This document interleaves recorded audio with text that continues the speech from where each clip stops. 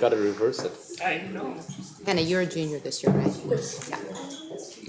Junior, oh my God. That's even more impressive. No. Whole nother year with Not us. yet. Yeah. No. Anyway. Friday when I need Robin tonight. Okay. All right. It's, yeah. Welcome to the January 8th, 2019 regular board meeting of the Everett's Public School Board of Directors. This meeting is hereby called to order. Will you please stand and join with me in the Pledge of Allegiance? Pledge allegiance To the flag of the United States of America and to the republic for which it stands, one nation, under God, indivisible, with liberty and justice for all. Will the Secretary please call the roll? President Andrews, Present. Vice President Mason, Present. Director Lassane, Present. Director Mitchell, Present. Director Nankar, Present. Student Representative Pollock, Present. Student Representative Tran. Present.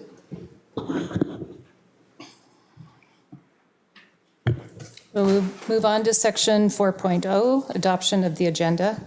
Our first item of business is the adoption of the agenda. Dr. Cohn, will you please introduce this afternoon's agenda?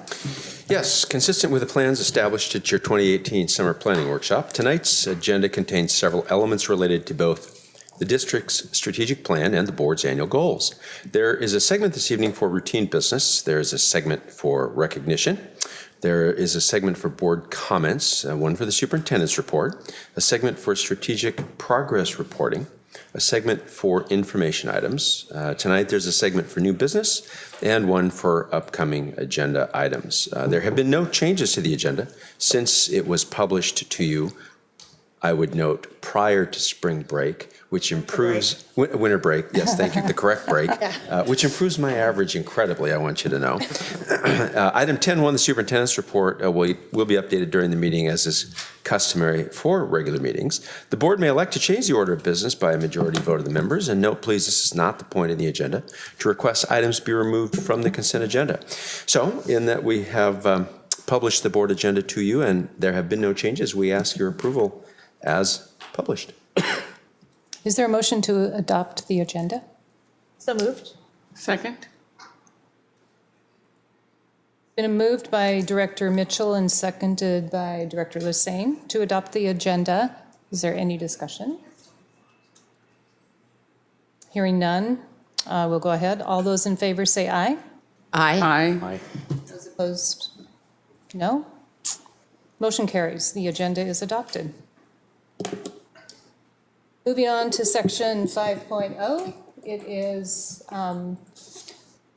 recognition of our outgoing president.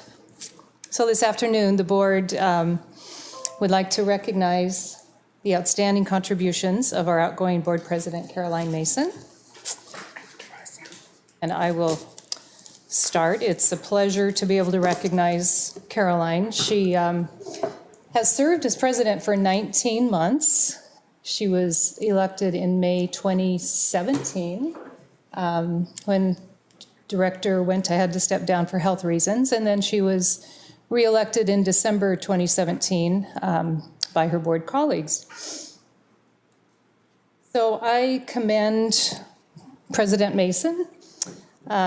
She always conducted our board meetings in an orderly, respectful, and efficient manner. But at the same time, she created a very welcoming and warm environment for staff and audience members and everyone. In addition to her duties as president, she also spearheaded our bond and levy campaign in February 2018. And that was a successful election in passing our M&O levy, which generates from 45 to 50 million per year for the next 4 years. So that creates a lot of resources for our students. And she was very effective in that success.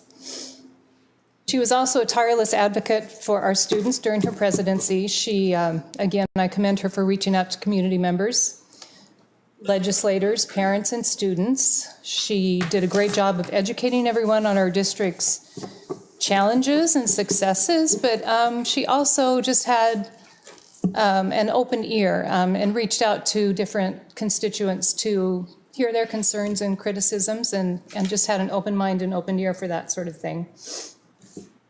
So to keep this short and sweet, her contributions were many to our district, and we will profit from her efforts for many years to come. I think other directors would like to share a few comments, so I'll just start with you, Tracy, if you'd like to share something. Well, I'm going to ditto a lot of it, but Director Mason has always shown, I think, just an amazing amount of poise and grace in everything that you do. And the fact that you really being aware of the Carol said, time efficient meetings, but also the time of meetings, that you really took, I think, great care in what is needed in a board meeting to be presented versus what is something we can read, so that our board meetings do not go to all hours of the night, keeping the staff who have worked tirelessly for our district and keeping them late, and keeping others in just in that area. Also leading the levy and the bond and working with community members, as Carol said, it's just been amazing. And stepping up when Ted needed to step down, just poise and grace. And it's just, I think, a blessing that we're not losing you. It's just recognizing you for that past position. Thank you. I think you've been here the entire time I have, so it's definitely. I think there's a bond with us. We've gone through this together, so I appreciate that a lot. And I appreciate how welcoming you were. Just, I think it was May 2017 when I got inaugurated for this position. So, yeah, you've always been a friendly face in the room, and I know I can trust you to do your job amazingly because you've just always provided a leading role in this room and leading all of us. So, thank you a lot for that. Director Lissing. I do want to thank you, Director Mason, for your leadership to not only the board, but also for your leadership in making sure that the staff isn't left here at all hours of the night and can actually go home and see their family. That is one of the positive things that I too concur. You have been very helpful in spearheading. But I do want to also thank you for your dedication to the work of educating and preparing our students and the things that make the difference in what's important for them as they look forward to their future. We're all parents. We've all been there. We all want the best for our kids. But, to say that, you don't have just 2 kids. You have 20,000 kids that we want to make sure they're ready for their future. And you've done a very good job leading us to this work that we have to do, and I want to say thank you.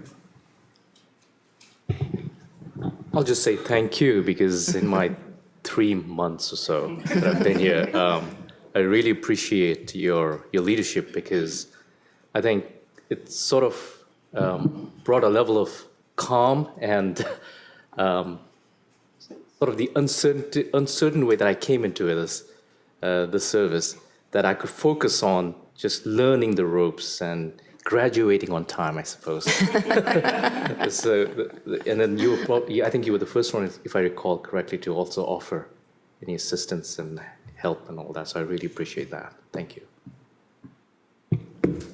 Starting my term in September of this year, I was very nervous about my position and my role as a student representative, but you definitely made it a welcoming environment, like Hunter said, and you've always been as a role model of how education should be represented to not just Everett Public Schools, but to all aspects of educating kids. So thank you. Yes, thank you. I think I would just add to all of those comments that, it's a unique experience to sit on a publicly elected board and to work with an organization's chief executive officer. And if you haven't been in one of the seats here, as much as you can observe and you can absorb and you can wonder, you can't really know what it's like to have to be connected as tightly as we're connected in order to be a well-performing, well-informed, collaborative team. And the role of the board chair, the board president in a school board setting or in other similar settings is really critical. You're really the linkage between the policy body and the operations of the district through that superintendent board president relationship. There are sessions, entire sessions at the state and national conferences to teach folks how to do this well. I don't know that you've actually ever attended one of those. I don't know that you really need to, because you've really done. Well, who knows? You may be president again. You just never know. Remember this, you don't just serve in this role once, you can come back over and over again. And especially the way this board works, people share the roles and responsibilities. But I think folks don't really recognize how many times during the course of 1 week you and I will talk on the phone so that these board meetings are well organized and there are no surprises and people know what they're going to be expected to do when they get to a board meeting and what the decisions are that they're going to be expected to weigh in on, and just simply making sure that I'm well informed in terms of the board's direction and the board's thinking, and that the board members are well connected while we respect the whole open public meetings commitments that we've made. So the board president's role is really critical in that, and I think I would echo everybody's compliments with respect to your having to step up as Ted found the battle with cancer so consuming. And I appreciate the fact that you stuck with it for a year and a half. I have no doubt that your experience was a good enough one that when the board asks you to be president again, you'll say, sure, I'm happy to do that. So thank you very much, Caroline. It's been a pleasure serving with you. Thank you. Do I get to say a few words? Sure, and I get the final word, okay. Okay. Well, I'd like to thank everyone in this room. Serving as board chair is certainly an honor, and it does take a little bit more work, but it definitely affords you an opportunity to dig deeper into the work and learn a little bit more, which is something that I have thoroughly enjoyed and will continue to do, maybe not quite as aggressively now that I don't have so many calls to the superintendent. But I feel very honored and privileged to serve with everyone here, including the whole room, actually. You are the people who have really helped develop me. Without all of you, I could never learn or grow into the leadership role that I never intended or planned to be in. And here I am. So serving as president is a great experience, and I, looking to our freshman director, hope that everyone here has the opportunity to do so in the future, just because it really is a different kind of role in a much more insightful and interesting way, I think. So thank you, everyone, for your very kind and thoughtful words. I appreciate it. Caroline, I think you get to stand for this. Oh, dear. We do have a nice plaque for you. Wow. It's beautiful. That is. And it reads, in appreciation of your service as president to the Board of Directors, May 2017 to December 20. So with our sincerest gratitude, we award you this, and will everyone join me in a warm round of applause for Caroline?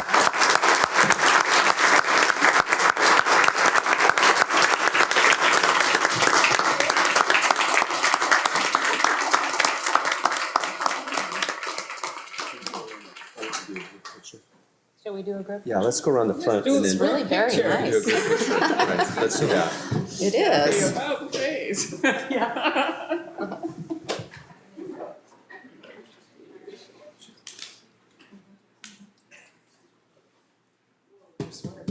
really cold in here now. I'm just like.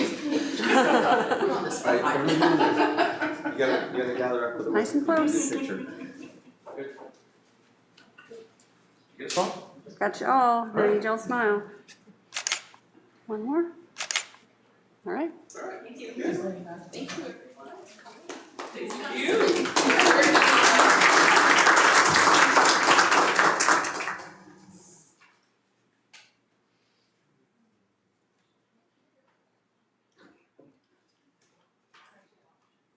Yes.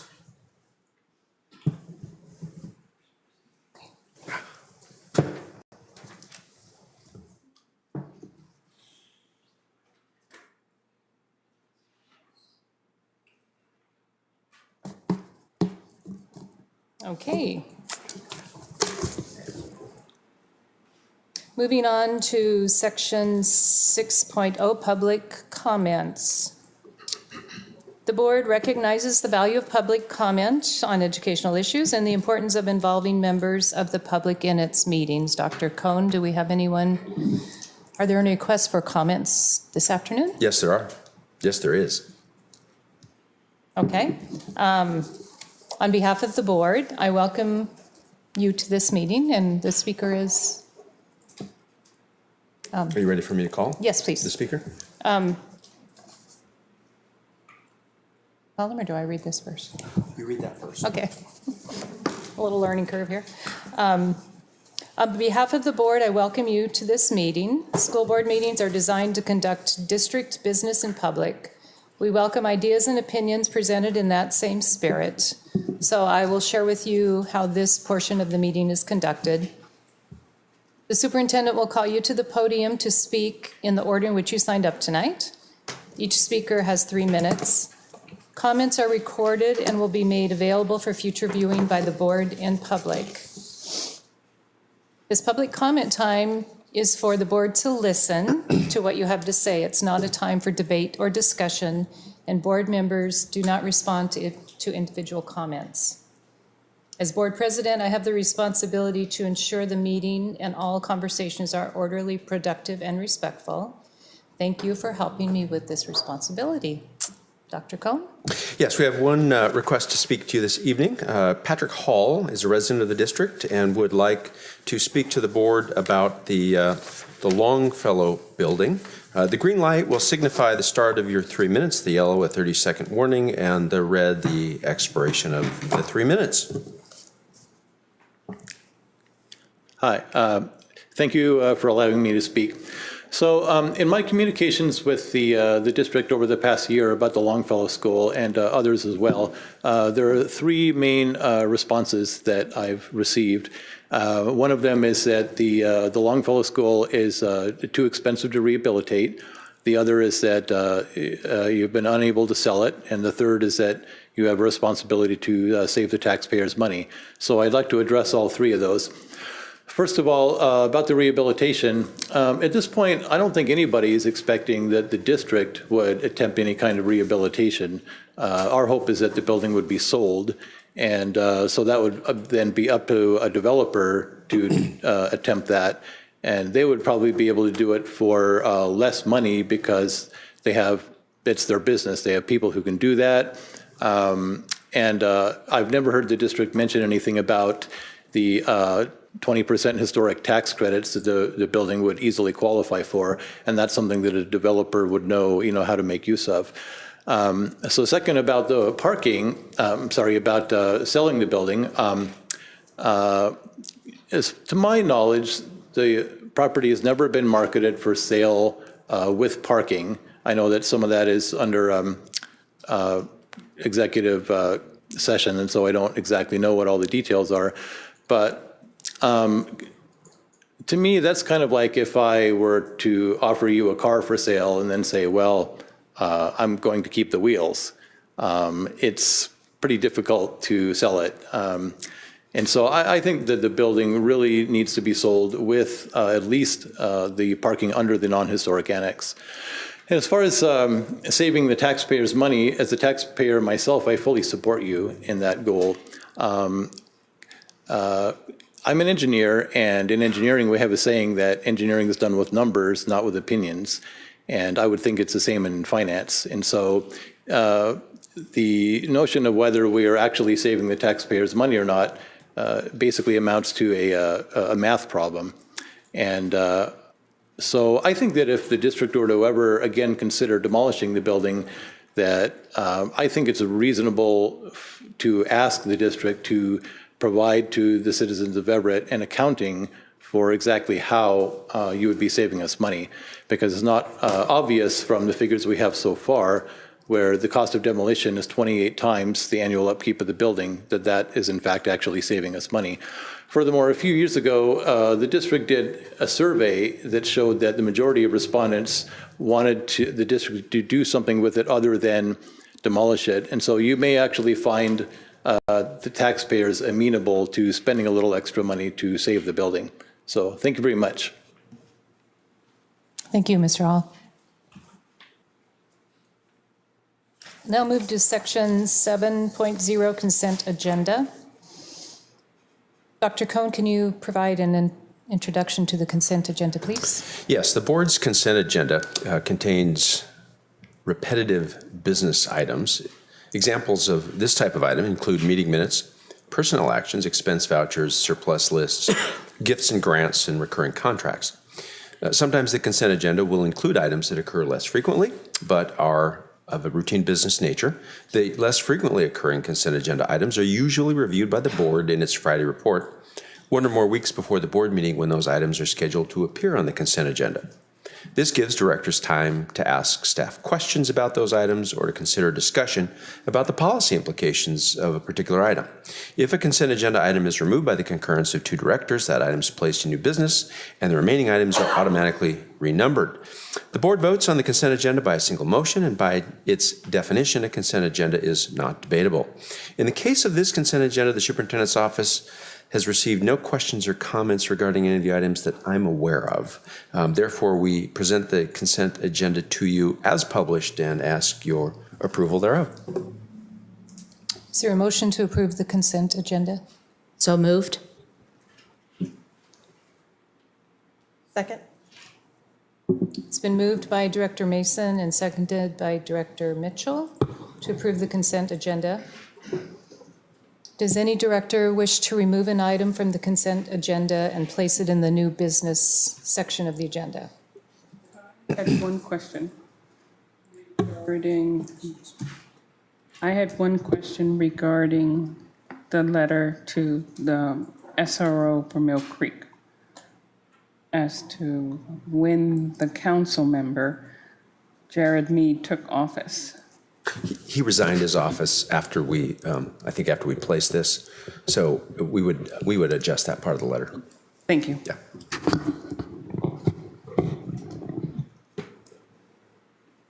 Are there any other requests or questions?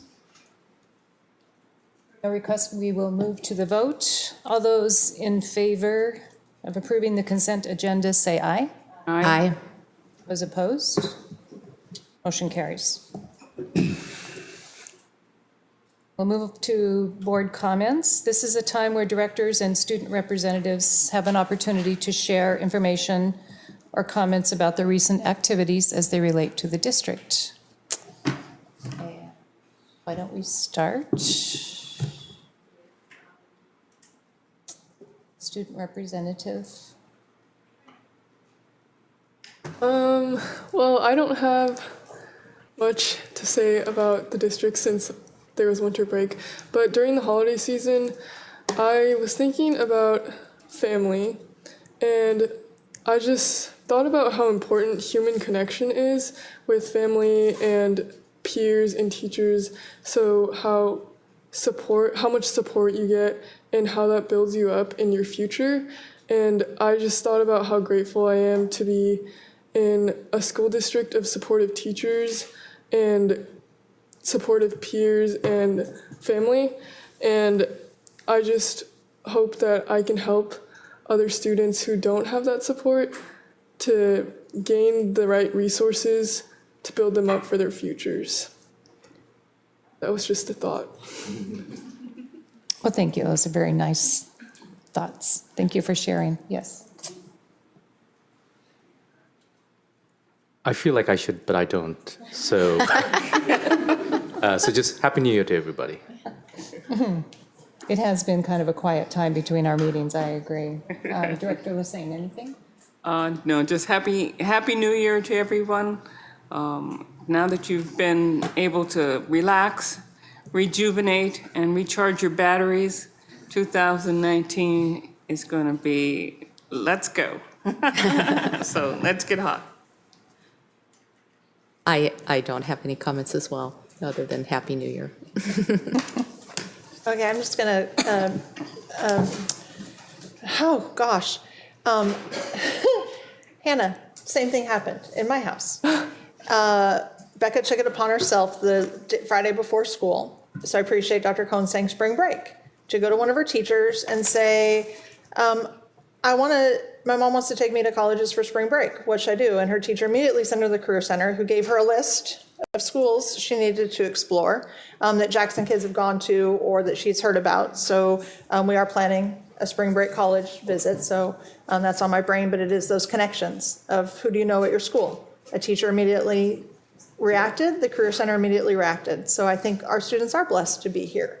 And because of that, my second comment is that Becca was sitting at a Starbucks near her school in early December and heard two men talking who looked like her grandfather, so hopefully in their 70s or 80s.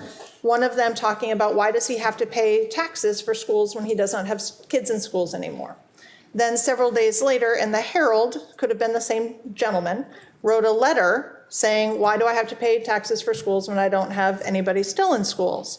And so I guess I'm saying this publicly to ask the Herald, to ask our legislators, to ask the district communications, somebody paid taxes so that I could go to school. Somebody paid taxes so that they can go to school. It's a right in this state especially that every student has the right to a public education, which is supported by tax dollars.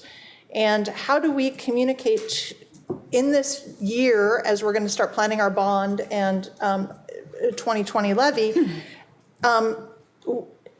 the public schools are necessary to educate our police officers, our doctors, our teachers. I mean, this is an argument that I think has been going on for decades about the need for everyone to pay their taxes for public schools because of the future that comes out of them. And so just the fact that that happened twice and my daughter came home and said that I'm paying taxes for other people's kids and somebody paid for him, that came out of a 16-year-old's mouth about the importance of all of us doing that. So I just want to stress that. So thank you. I kind of still weird for me to say, but I have the honor of graduating in February of this year. So I am, very still adjusting to the thought of not being in school since it's been, 12 years of school. And I never planned on graduating. My sister was the first in my family to graduate, so I planned on dropping out when I was 16. And then, I got to Sequoia, and like Hannah said, the support of good teachers and good students. I mean, I could not have done it without my peer group as well as my teachers that have taught me. And the honor of being on this board, being the student representative for my school and for all the students in our district was, again, something I never thought I would have or what I would do, but I've learned so much doing it, and I'm so glad that I didn't, drop out when I thought I was going to. And yeah, I'm excited to start life in a different way. So yeah, that's all I got. Congratulations. Thank you. Congratulations, Hunter, my goodness. You're a testament to the success of Sequoia High School, which my comments are, I had the pleasure of going to the Winter Wonderland breakfast at Sequoia. It was like December 20th or so. And every time I'm there, just impressed with what a gem and wonderful resource that is for so many of our students. And it was a wonderful breakfast. I spoke with a couple of students there who were singing the praises of Sequoia as well. We're really excited to be there, and we're thriving and taking AP courses, and it was just really encouraging to speak with them. And Santa was there, and some really adorable babies, and lots of smiles, and the food was delicious. And yeah, it was a very enjoyable visit. But congratulations to you on graduating, and on being the first to graduate from your family too. That's huge. Yes. Okay. Moving on to Superintendent's Report, Section 9. Dr. Cohn, what do you have for this? Well, I think I have a few slides. I think the count is 11 this evening, and I'm going to share with you a little bit of news and a couple of fun pictures. I think you'll enjoy this. First up, in the good news category, last month Cascade High School's Crimson cheerleaders were named the grand champions at the JAMS Washington State Championships, securing their spot to compete at the national competition in February. Here you see the Crimson cheerleaders showing off their JAMS championship rings. The team competed in 2 categories: performance sideline cheer and co-ed show cheer level 2. They qualified for nationals in both routines and will be competing again in late February at the national competition in Las Vegas. And I hear that they would like the superintendent to help chaperone, but I don't know if I'm available. We concluded a series of executive briefings this past month. We originally scheduled 4. Actually, we really had a wonderful response, so we scheduled a 5th. They were therefore very well attended, and we served a total of 107 community members who came to hear personally about the district's priorities and the challenges in the future, and we're very grateful for the time that they devoted to this. On Monday, the 24th, when most students are at home with their families celebrating the holidays, a number of our staff and students and families offer a free holiday meal to families who need to take advantage of this. Cascade High School band members played festive music and told some jokes, I understand, for the diners. There was a selfie photo booth for visitors, and that way folks could take family photos in front of a snowy backdrop. And I want you to know the idea for this free holiday meal started about 1.5 years ago during a community meeting. An Evergreen Middle School parent suggested doing something to help those in need over winter break, and that's a time when many students do not have breakfast and lunch provided at school. Dr. Stewart stepped up to respond to this with some volunteers, helped to feed about 75 people. This is the second year or third year? Second year. The parent whose 3 children attended Everett Public Schools lost her son in 2017 while he was a student at Evergreen. And this holiday meal and the December cheer is a way that she honors his memory and works very hard to share a good deal of cheer with the community. And we thank her for that, and we thank all of the volunteers and the staff and everyone else who contributed to make this holiday meal another special event. And thank you, Joyce, for helping pull all that together. A little bit good news for our food drives. The Cascade High School 57th annual drive was held just before winter break. The Cascade project gathered 79,432 food items, $29,884, and 1,850 gifts to help families in our community. One of the student volunteers told us that, and I'm going to quote, the first time I came in during shopping day and saw the whole gym filled with food was like nothing I'd ever seen before. It was like our own little grocery store. And another student added, we should give back as much as we can. And this clearly is an opportunity to make that happen. I don't know if you know this, but food drives can be highly competitive. They tend to be a little, am I right, Hannah? Okay. Yes. So students vie for participating in canning or gathering donations at local grocery stores. To shop, they gathered donations to put together these holiday packages for families and to deliver the gifts to families. And I think, as I recall, it's like a big deal if you get to be a driver and deliver. Am I correct about that? Yeah, that's what I thought. They arrive at school in the dark, crisp, early morning hours to pack their cars with donations and then travel around the community delivering those packages to folks. So we want to recognize that a number of our schools, by the way, mount very significant food drives, and Cascade happens to be the signature event in the district, given its size, its longevity, and the amount of folks who gather around that, especially at the school. On the 15th, Saturday, the Everett Siegel Company NJROTC kids participated in their competition of the season, their first competition of the season at Snohomish High School. They were up against tough competitors from other Navy, Air Force, and Marine Corps Junior Reserve Officer Training Corps units. And the Siegel cadets once again proved that hard work pays off. The color guard, Team 1 and Team 2, both won first place in their respective categories. The academic team earned a first place trophy. The marksmanship team took second place, and I messed this up a little bit, so I'll be careful. The unarmed drill team took third. I continue to call them the unnamed drill team, and that's not accurate. It's the unarmed drill team as compared to the armed drill team. The next competition is January 12 in Port Angeles. We held our first high school club leadership summit on the 19th of December. Approximately 70 students from all of our district high schools participated. It was held here in the boardroom, and in fact, we thought the boardroom would accommodate all the students who would respond to that. It was packed in here. We definitely needed a larger venue, which, from my perspective, is a really good thing to have happen. Students networked with similar club members and leaders. They established professional relationships with other club leaders. They shared and discussed purpose and impact of their clubs on the campus and in the community, and they learned strategies to initiate and maintain successful clubs. And while Debbie Kovacs isn't here, I want to thank her and Dee Smith-Akins for the incredible job that they did pulling this together, organizing it, carrying it off. And from what I heard, the students are very much looking forward to their next opportunity. We've had some wonderful gifts over the last month or so. We want to recognize once again the generosity of the Albertsons Foundation. Tonight they provided 2 high schools monetary donations to assist with purchasing perishable items and gift cards to benefit needy families in the Everett area. This year, Cascade received a $15,000 grant for their annual food drive. Everett High has received funding in the past and again this year, as I understand it. And the Mill Creek Elementary PTA provided $7,500 in a grant for field trips to continue at that school. A construction note this evening, Tambark Elementary is on schedule still to open in the fall 2019. Mr. Gunn assures me that will be the lead statement every time he provides me this information.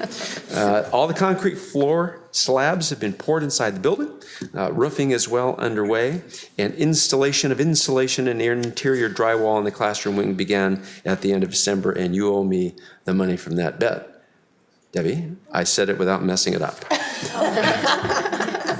All right, number of school visits in December. Remember, this is about a month behind each time. A couple of visits to Heatherwood Middle School. I got to hear an orchestra concert. Actually, my wife went to the orchestra concert with me that evening.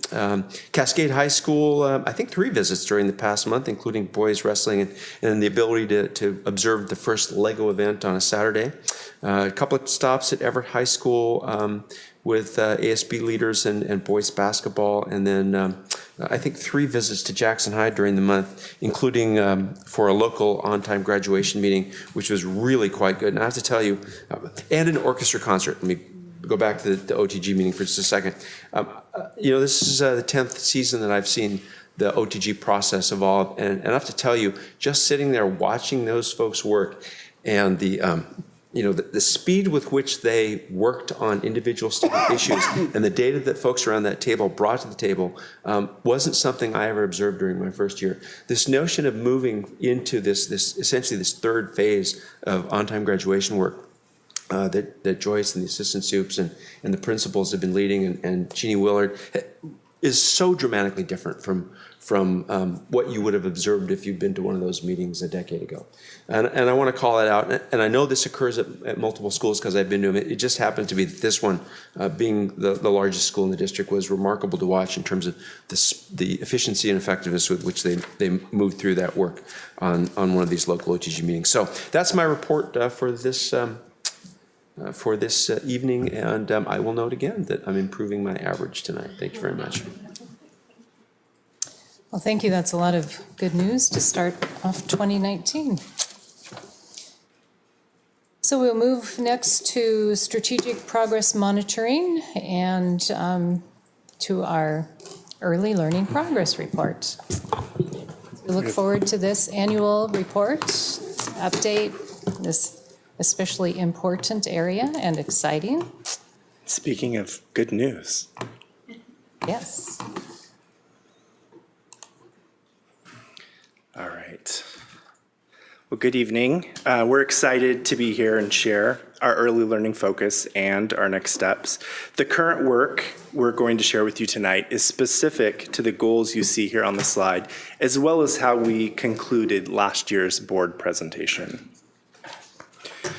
The strategies we're implementing to accomplish our goals highlight what we'll be discussing this evening. First, we'll share the transition from behaviors that promote learning to 21st century skills. Second, we'll explain how we're increasing access to early learning from play and learn groups to ECAP and our Everett Ready program. Finally, we'll share our P3 alignment strategies before we wrap up with next steps and provide board time for comments and questions. We've asked one of our ECAP family support specialists to share. Skylar Sagas here to share a few minutes. We also invited Sherry Laboon, a regional early learning specialist, to share her perspective and share Everett's impact in the region. The work of early learning is directly connected to the strategic and annual operating plan in a number of ways, most prominently these as identified on the slide. We have a dynamic early learning team.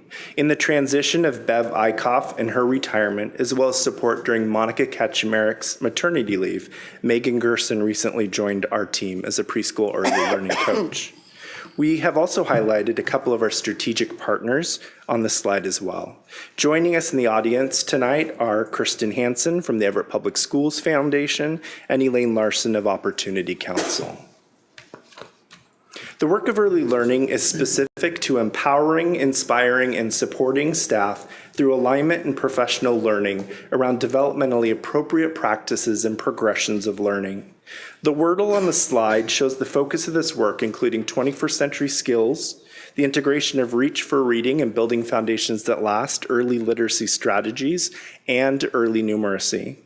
This evening, we'd like to go deeper into the origination and rationale of the K2 21st century skills progressions. The strategic and annual operating plan outlines the work defined in our department work plan. To guide continuous improvement, we use the key performance indicators or KPIs from our work plan.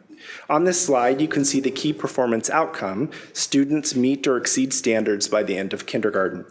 The KPIs on the slide represent data from the 2017-18 school year. The top two areas represent kindergarten, first, and second grade teachers. The second KPI, the number of teachers supported by instructional coaching, would double if we included preschool instructional coaching. This includes ECAP, Head Start, and our community preschool partners. The third KPI is specific to kindergarten students and 21st century skills, which we will now discuss in more detail. The new emphasis on 21st century skills prompted changes in the progress report specifically to the previous behaviors that promote learning. Through initial phases of development of the K-12 21st century skills rubrics, K2 teachers and the early learning team recognized the need for a specific tool to measure the emergent skills of our youngest learners. In collaboration with other departments and teachers, early learning proposed using Teaching Strategies Gold, which is the same tool used to measure kindergarten readiness during WA Kids. This tool outlines the child development from birth to third grade in 6 domains which encompass the 21st century skills.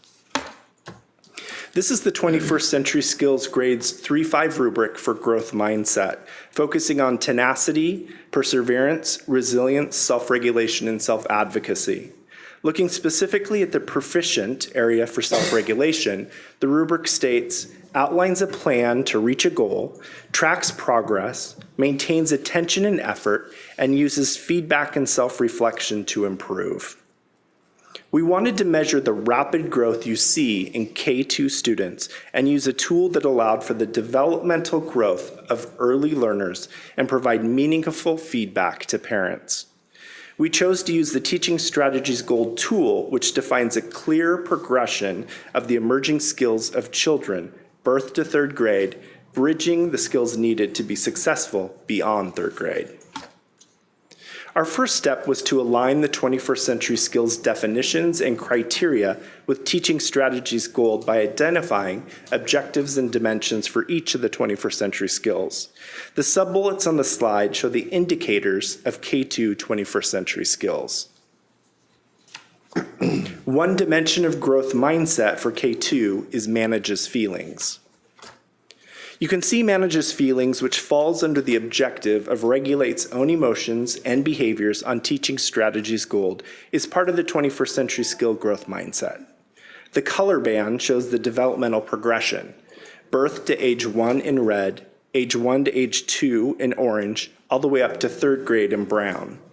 We've identified in blue on the slide the developmental expectation for the end of kindergarten, which is control strong emotions in an appropriate manner most of the time. This slide shows the birth to 12th grade developmental progression of the 21st century skill of growth mindset.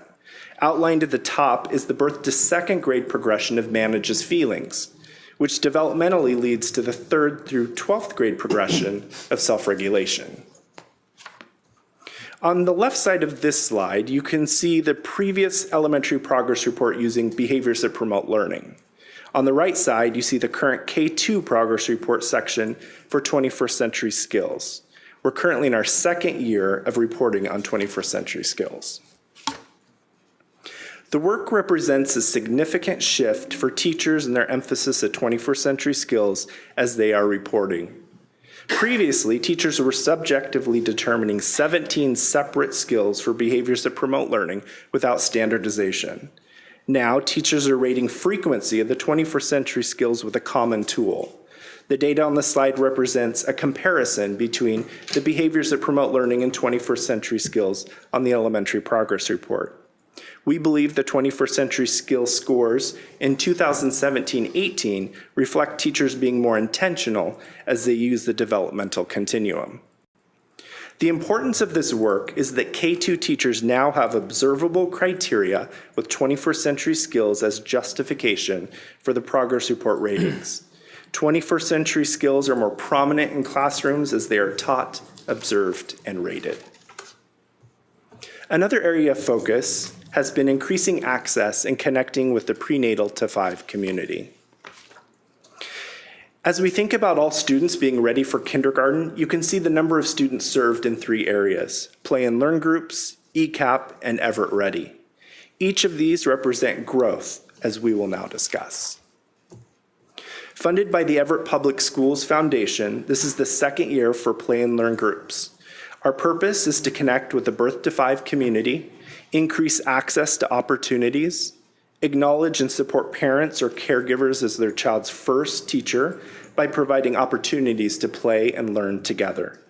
We share activities and strategies caregivers can use at home. Currently, there are 2 sites that each offer one 90-minute session per week: City of Mill Creek on Monday and Everett Public Library on Friday. Displayed is the unduplicated attendance for Play and Learn at each site for each month for caregivers and children. I'd like to point out that some months like October, there were 4 to 5 sessions at each site, while a month like November only had 2 or 3 sessions at each site. Each month, Everett Public Schools reports to Child Care Aware the number of students and caregivers who attend Play and Learn sessions. Annual data we received from Child Care Aware showed that during our first year of Play and Learn, approximately 10% of the children who attended Play and Learn in Washington State attended in Everett Public Schools. Say that again, please. 10% of the children that attended Play and Learn groups attended in Everett Public Schools. And as you can see on the screen, Everett Public Schools is 1.8% of the students enrolled for K-12, and our Play and Learn groups had 10.8% of the children who attended across the state. Another way we are increasing access and connecting with the prenatal to 5 community is providing high-quality preschool through the Early Childhood Education and Assistance Program, or ECAP. We provide a rigorous and aligned preschool program that prepares low-income children and their families for kindergarten. ECAP also provides family support as well as health and nutrition services. ECAP in Everett Public Schools serves 320 low-income children and their families. This is an increase of 40 students for the 2018-19 school year. The 40 slots were added in the north end and are temporarily located in classroom space at the Snohomish Health District. ECAP collaborates with special services through itinerant services and professional development. Within the family support component, ECAP partners with parents by using mobility mentoring. Family support specialists work with parents to self-assess in the areas you see in green on the slide. The family support specialist facilitates a review of strengths and areas of growth. They meet with the parent and monitor progress throughout the year. We are fortunate to have an ECAP family support specialist with us today. I'd like to introduce to you Skylar Saga, who will describe her role and her work in supporting families. Good evening. I'm here tonight to tell you a little bit more about that family support role. There are many different ways that we engage with families to help build relationships between school and home. One way that I'd like to share tonight is with Zeno. I know you might be familiar with these math kits that they provide to us. What we do with them is we play with them in the classroom. We get kids engaged in the games, get them excited and explore the activities, and then hopefully they go home and teach their parents how to play these games and get excited about math and make math fun again. A lot of times families that have English as a second language, they see that they're able to teach math and play math and learn all about it, and it's not as scary as it maybe was once before. So that's one way that I really wanted to share with you. And then another one was the home visit. So family support conduct 3 home visits with each of our families throughout the year. We are with them usually for 9 months, unless they return the following year, then we can have them for a longer time. The goal of the home visits is really to meet the family where they're at, connect them with resources, identify strengths and weaknesses, and help them really see just the full picture of where they are at currently. And that gradually works into this goal setting. What we do with the family is we work through this bridge, mobility mentoring, and we see where they really want to focus their goals on for the next 9 months or maybe the next 2 years. I just wanted to share a quick success story of how I've seen this really work. We had a family my first year, she really wanted to learn English, and so she made the goal to sign herself up for an ESL class and get to it. And so that was her goal. We found one that worked for her schedule, and she just rocked it the whole year.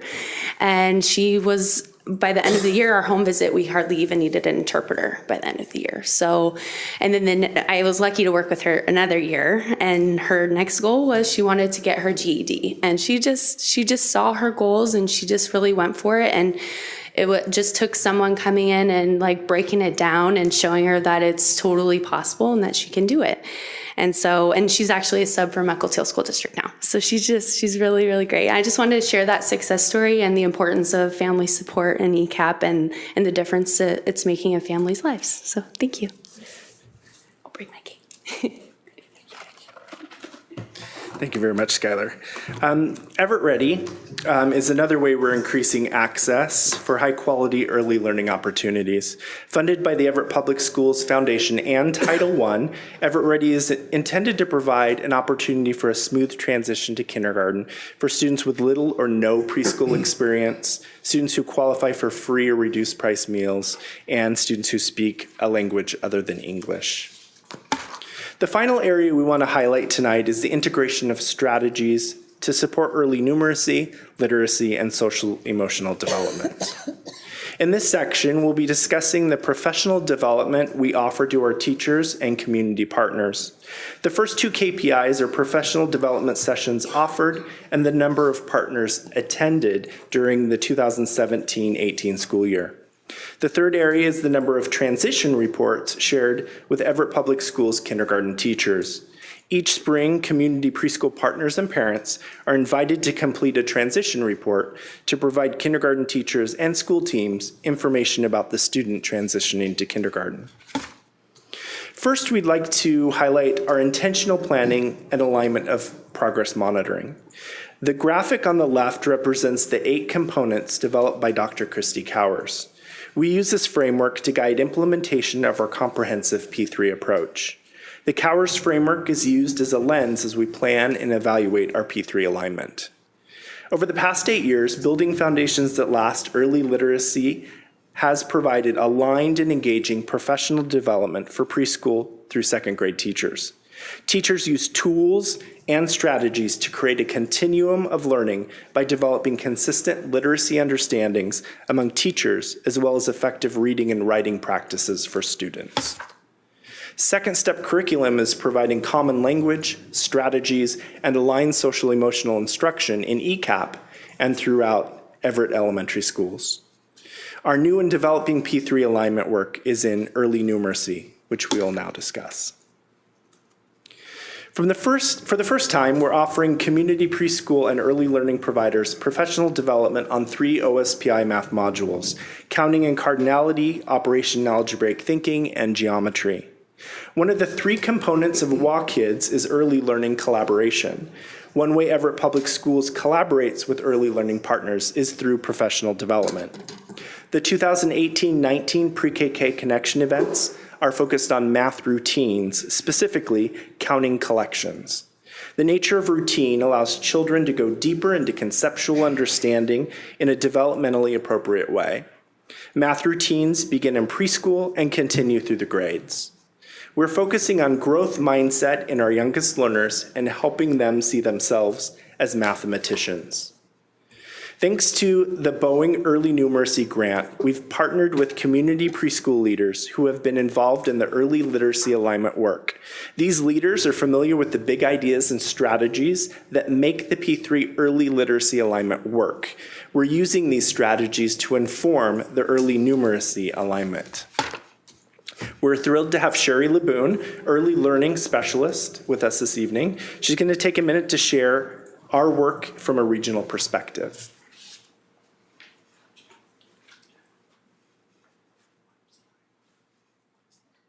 Thank you very much for allowing me to be here this evening. I do want to thank you for letting me take just a couple of minutes to talk about and comment on the outstanding work that's been taking place here in Everett over the past 8 years. I've had an opportunity to work very closely with Everett on the Building Foundations That Last project, and this is a wide-reaching educational reform initiative that spans from preschool to 3rd grade, not only here in the Everett district, but all across our Northwest region. Our focus over this period has been largely focused on improving literacy practices by creating common teaching approaches across the continuum of preschool to 2nd grade in Everett's case. What we're trying to do here is really engage early learning providers in pre-K programs, community programs, ECAP programs, as well as your district level teachers, so that we're all kind of pulling in the same direction, doing common approaches so that they can lead to student outcomes. We've recently taken that same system of approach of P3 and have applied it to the math content areas. It's been very successful bringing together the community providers as well as the district providers in shared professional development. But what's really stood out for me around this work has been the leadership that's really been driving it forward. In my previous role as the early learning specialist at Northwest Educational Service District, I had an opportunity to support 20 districts in this very same literacy alignment work. And what I've seen are the results in Everett just far surpass anything that I've seen in any other district in our region. The results we see here really have a lot to do with the fact that the district has been instrumental in supporting those changes. Deep changes in practice won't be sustained over long periods without ownership by teachers and leaders within the educational system. And the fads that are prevalent in public education improvement are testimony to the fact that this shift of ownership seldom takes place. The shift has to start at the district level or even the regional level first, as was the case with the P3 alignment project.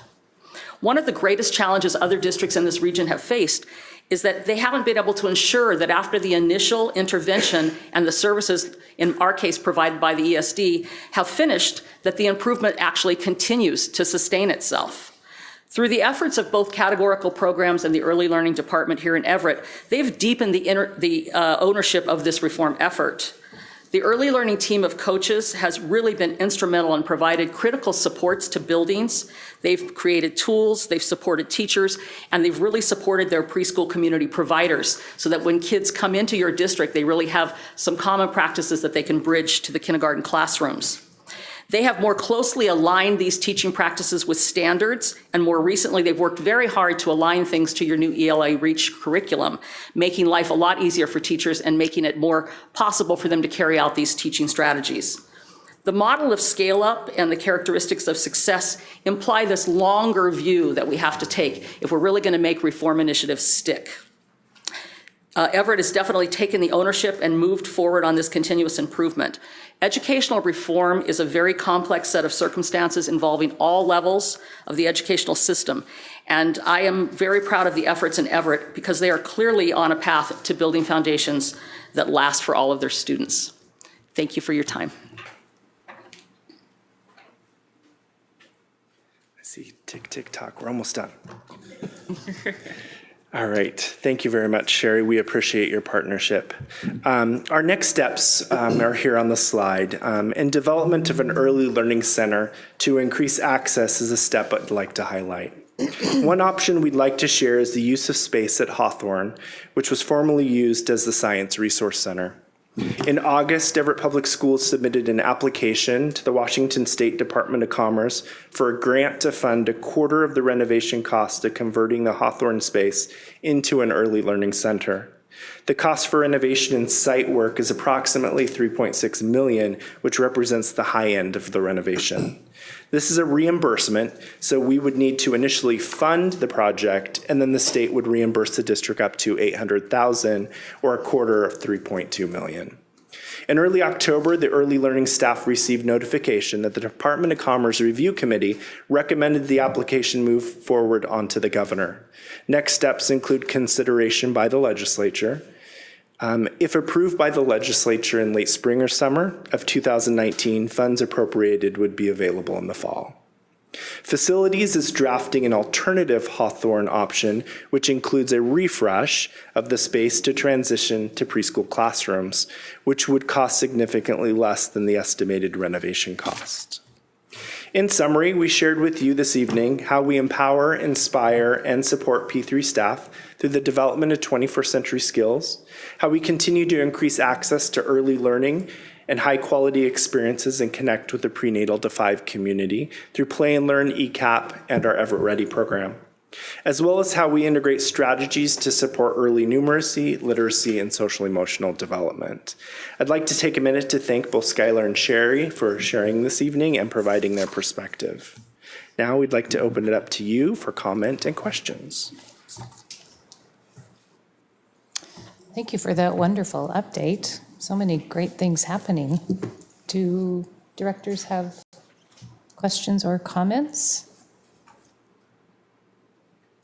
I do want to say thank you very much for your presentation. I was very, very, very excited to see the work that you have done on 21st century skills and the rubrics that you have developed, along with the different levels of your goals that you want to meet. One thing I did like is that, it even said in one case, I'm excited about going to the zoo or on a field trip today. And that kind of excitement is how I feel when I look at the development of 21st century skills rubrics. That's good, and we are measuring them. This is the second year, you said, in that? Of reporting on 21st century Of reporting that, and I'm very excited about that. Thank you so very much. Yes. My next question has to do with the early numeracy professional development that you give. You've already had one in October. Can you give me any idea as to how many early learning providers attended that? Was it well received? Yes, it was a combination of community preschool providers and our own kindergarten teachers. Mm-hmm. And really it's intent to bring them together and have conversations and learn together. And we usually average is about 20 and 20 or 25, 25. So anywhere from 40, 50, 60 really depends. This is the first year we offered the first session in October. We typically offer the first one in December. We noticed a decline in the numbers offering it so early versus when we've offered it in December. We are closer to the 60 range. Okay, so the expectation is that in the next two ones that you have scheduled for this year, the numbers will probably be much greater. Yeah. It would be nice to hear how many providers did attend and what more can we do to bring in more providers that we can partner with and create that I guess you would say that group of people going forward to expand it even more. Yes. So that would be good to know. I would just add to that previously Bev Eichhoffen, she's still doing some of it, and Megan Gerson, who are our preschool early learning coaches, part of their job is actually going out and having conversation and meeting with them in their space. And we've seen a huge increase in participation when we go and have conversations. It's much different for them to have conversations with them as previous preschool teachers than it is if I enter, but. And how many, does this also include those providers in home centers, you know? Yes. And it does? Yes. Oh, great, fantastic. The whole range. Thank you. That was one of my questions is, what is the difference between a daycare provider and a community preschool provider? Or is it one and the same in the way that you? It's one and the same, yes. Okay, so, and you know that by all the licenses, I assume, of where they are and what they do? If they're meeting and interacting with kids, we reach out and try to connect with them. Great. Yeah. You finished? I am. I had another question. In terms of all the preschool classrooms right now in the district, are they all located in district facilities except for the community health service, Yes. lease that we have going on there now? Yes, correct. Okay. And is that a limitation for expansion, or is it more complicated than that? The location at the Snohomish Health District? No, the space available. Yes. That's been our biggest challenge, is not having space. Okay. Yeah. And then on slide 23, and you don't have to go there, you had talked about the number of Everett-ready kids, and we're in our third year of that. Are we tracking those kids separately from other? I feel like this question's been asked before, so I apologize if it's a repeat. We are. It is a continuing conversation with assessment, and we meet ongoing in how we train, not only for Everett Ready, but also ECAP, because what we found a few years ago is that our ECAP students are just labeled P, as in preschool, and we can't say their experience was ECAP versus developmental preschool or another district. They could be coming in for speech only or something else, and so we've worked on how do we recognize who those students are and track them over time. Yeah. Great. That'll be interesting to see as the program continues for a couple more years. Yeah. Thank you. I have a question about, I love the early numeracy and engaging all of the community preschools in this, because a long time ago, but when Becca was in 4-year-old preschools, her preschool at Prince of Peace was told by the district they now wanted a curriculum. And they're like, this is new for us. But I see tools here on the slide 27. Is that something that you give them sort of is part of the OSP math modules? Is it something that has to be purchased? Is it something we provide? How's the funding for them for these preschools, these private preschools, often low cost options, able to afford the tools? So that's a unique question that doesn't really have a straight answer. With early literacy work, our Building Foundations That Last work, part of the work with the teachers and the professional development is providing the tools they need. So the early numeracy work is very similar. Those that engage in the work, when they come in, we make sure they have what they need. And if there are, just in the fall, we had several centers come that couldn't afford to participate, and we figured out how to do it. Opportunity Council, we have a great partnership with them, and we just figure out how to make it work so they have the resources they need. So is there a fee to attend the sessions here? Yes, but really it's minimal. Okay. So we, the 3 sessions for early literacy as well as the early numeracy that we're doing is about $50 a participant, and it really just covers the cost of the materials we provide. Okay. It doesn't really cover the facilitation and other things. Okay. Thank you. This is more of a comment rather than question, but I'm the youngest in my family, so I've never watched kids grow up. And now that I have a niece and nephew and they're 2, I'm seeing just how fast kids grow and how fast they learn if they have the proper tools and pathways. So it's just awesome to see the effort and the work that you and everyone has put in to make sure they have that. So thank you for that. That's great, thanks. I do want to say that this was the work of, I'm really standing here talking, but it was the work of the whole team for months. So it's a group effort. I had a specific question about the emotional development slides 12 and 13. So you mentioned a little bit about bridging students' emerging skills from 2nd grade on to grades 3 to 12. I was just wondering how you're working with groups for grades 3 to 12 to provide emotional support and mental health support for older students and students graduating and going into college? So that's a great question. We really don't. What we do is try to work with the district staff that works with the students in that age range and make sure that what we're doing is aligned and kids are ready for that pathway. So it's really building the foundation and making sure we're communicating and coordinating with the staff that works with 312 students and beyond so that we can make sure they're ready and prepared. Okay.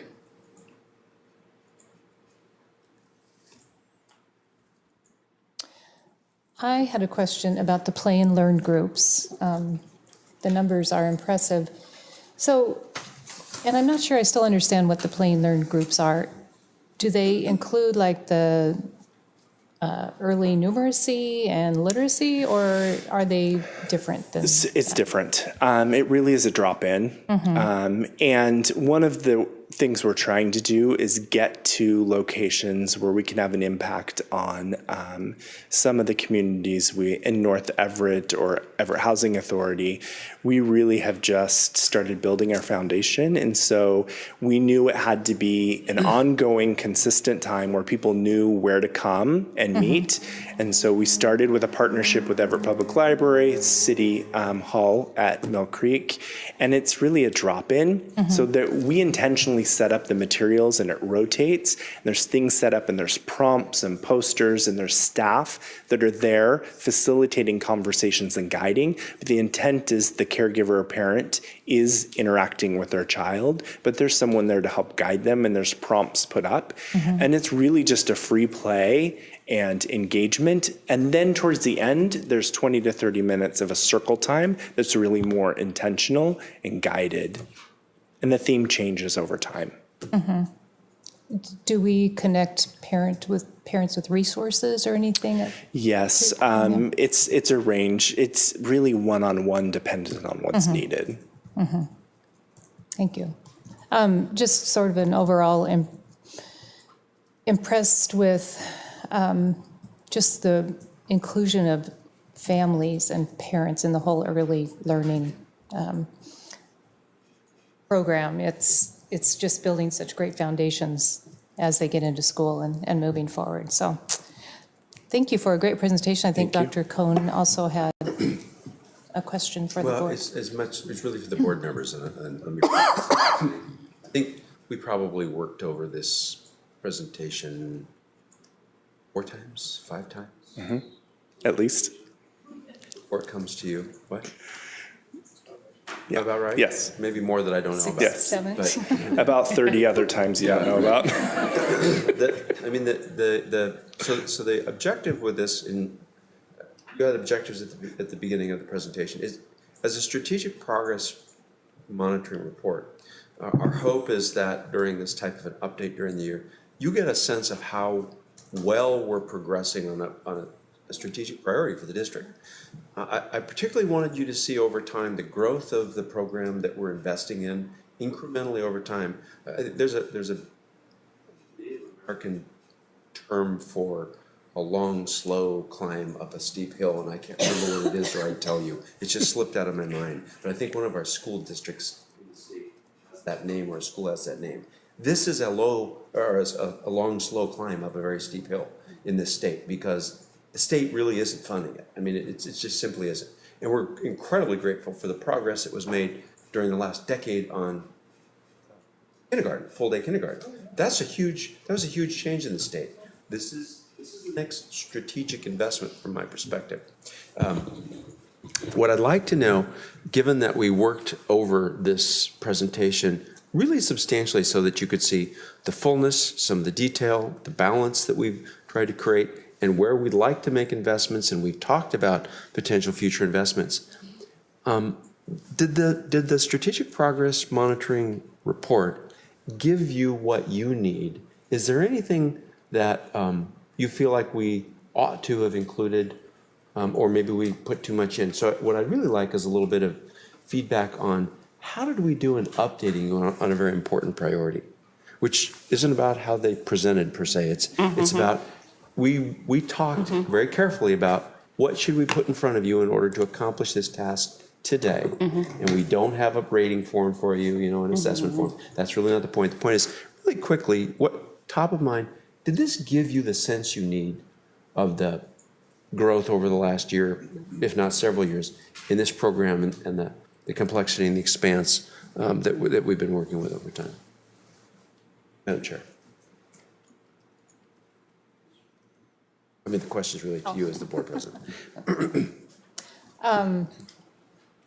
Like, from my perspective, I think the presentation clearly showed the progress that's being made in this area, especially, like the 21st century skill rubric and all that. I guess I don't need convincing that it's an area of great importance and strategic priority. It's great to hear about possible financing for an early learning center, which I think is part of our focus as well. So for me, yes, it gave me the information to know how it fits in with our strategic priority and plans. And do other board members want to weigh in on that? I would like to just say the progression as far as we've developed the need for an early learning center and the way you've broken it down with the fact that the Science Center has moved out of Hawthorne, the fact that you want to increase the play and learn and the family participation in the North region very well, and this is a good place to place an early learning center, and the focus there, the changing demographics and the changing focus on early learning and trying to create more play and learn programs in the North region. Because one of the things I remember you saying is that the play and learn program in Mill Creek always has a lot of people turning out for that, but not so much in areas which you want to focus in on to bring those kids in, those partners, those preschool programs into. And the fact that we're working towards that with developing the rubrics for 21st century and working along with it and trying to develop that early learning center that we know is so vitally needed. I think the progression, the work that you've done, the progression you've done to establish the needs and establish what needs to be done and the partners you have developed, all of those are pointing to that direction. I mean, the funnel was getting, Venturi funnel is just going right in there, so we know the direction that you're going into. So I think you've done very well. Your team has done very well in this over the time period. I'm just thrilled. I'm thrilled with it, You finally got those rubrics for the 21st century, and you've added growth mindset and citizenship. And it's really great from what we started with the 4 C's. Yeah. You've done very, very And that well. whole project, a lot of what Dr. Stewart and the whole team, we were such a small part in influencing the K2, but the rest of them, we were just along the tail trying to support that whole body Oh, not of at work. all. You guys Yeah. were part of the process, and I think you did very well. That's what I'd like to say. Thank you. I am very excited I about think, it. too, we clearly saw, evidence of continuous improvement in this program, which is very, very important. Yeah. This is really a question about meeting your needs as a policy body. Well, no, and if I particularly really like this slide. I don't need to speak to how wonderful the 21st century skills are, but, in my mind, I do juggle between, are we pushing too much stuff too young? And your point, yes, they do learn a lot, but they also need to play a lot. But the fact too, though, that as we do, let's just say like the SBA, there's measurements that kids get at 3rd grade, the scores get higher at 5th grade, they get higher at 8th grade, because as they grow, we know where their level should be. But this too, breaking it down into sort of the B1, 1, 2, it was slide 12, Yeah. but just what's normal for an age, and that we're okay at that age that kids are playing with this. We're not expecting algebra at 4 years old, and that there is still play there, and they're still normal. And even if, is this shared like with parents of these preschoolers? So the like these? intent, well, I think it looks different with every program, Yeah. but really the intent is it's used to know where the child is, how do you make instructional decisions, or how do you change the learning opportunity based on what you know about the child, and then using it to communicate with parents about here's development, this is where your child is, this is what we're working on, this is where we need to go. And this is where I think this has been so lovely, because there's new stuff in here to show growth and progression and change, and maybe a slow, steep hill.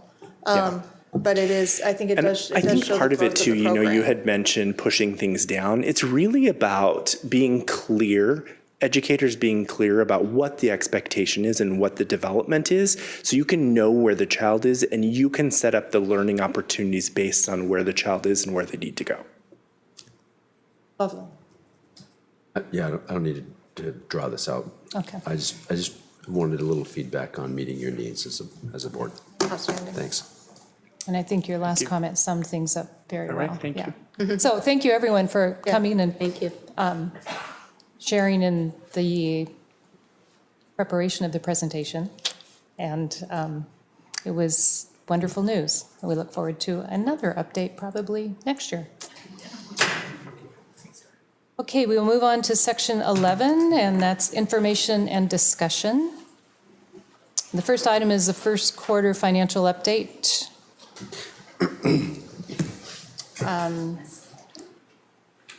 By Ruth. Yeah. Good evening. Good evening.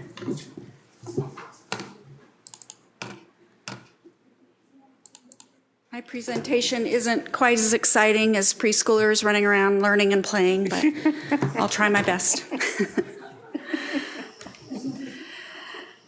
I appreciate the opportunity to summarize our first quarter district operations as part of our quarterly financial review and in support of the district's long-term financial planning.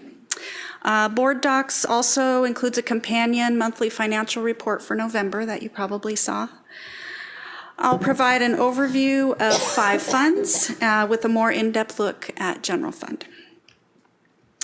The major driver of state revenues, as you know, is student enrollment, and you can see here that our enrollment has gone up this year.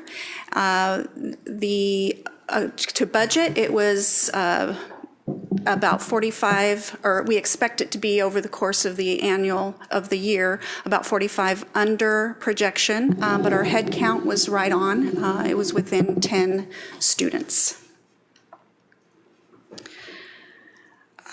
Projected revenues and transfers for the general fund is expected to be about $315.3 million.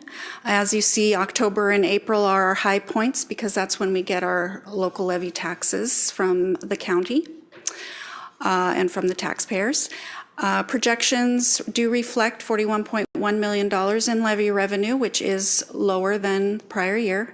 And November includes a $2 million transfer from capital projects, for items such as maintenance and other items that need to be spent out of the general fund, but the capital levy pays for them. So we transfer the money into general fund. Our projected expenditures are about $313 million, well within our authorized appropriations of $321 million. Prior November was lower than expected due to timing. And you'll see that the timing is different than the prior years, which is to be expected with expenditures. They aren't as, we don't know exactly the month when they'll happen during the months as closely as we do for revenues. So you'll see that pattern for revenues be quite similar, whereas expenditures vary from month to month.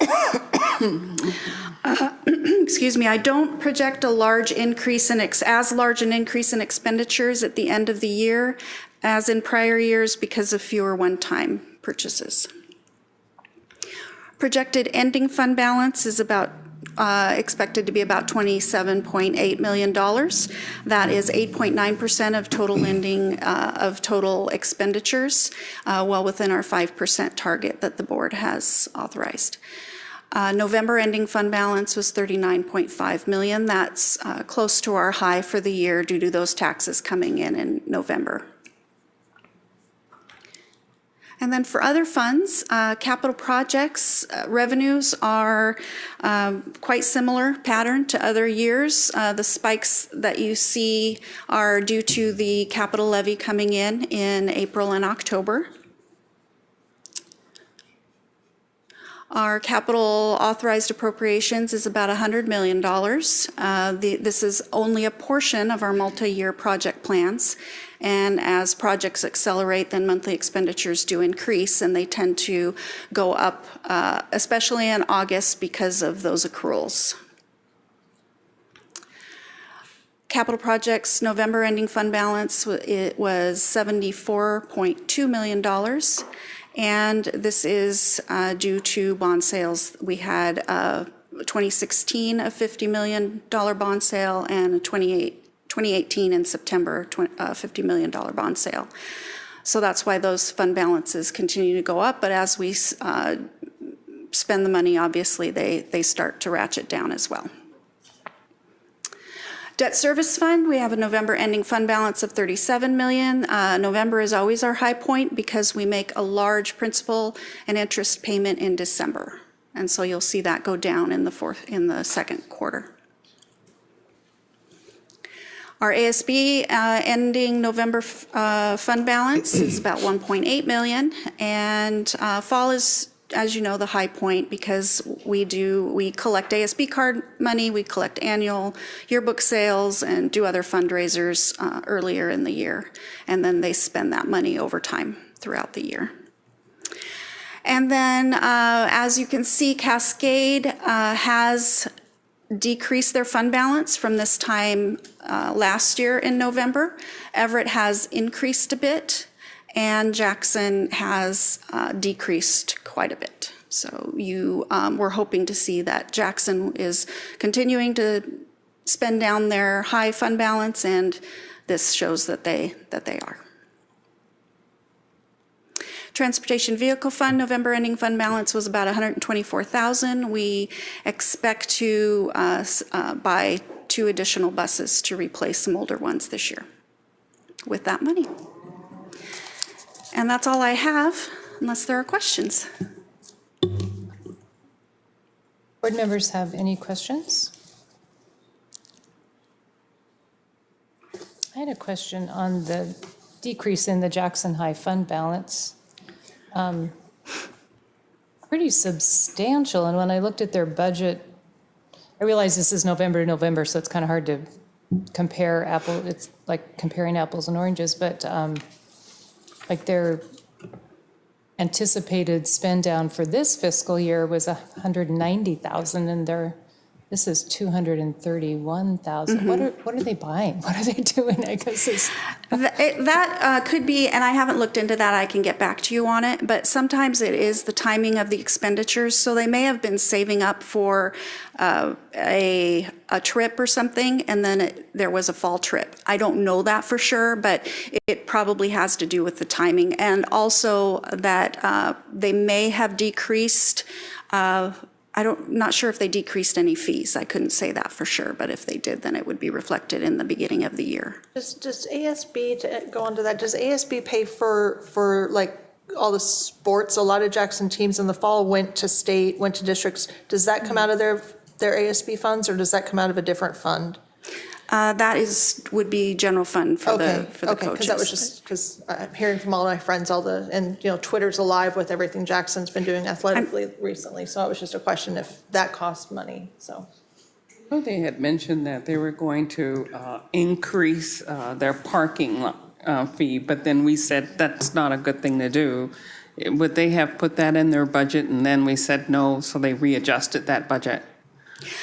That could be too. So let me do a little digging and I can find out some of those answers for you. Also had a question. This wasn't in your presentation. It was in the public content on the web, in board docs, but we're down 45 FTE average, and the reads because secondary schools part-time students have increased.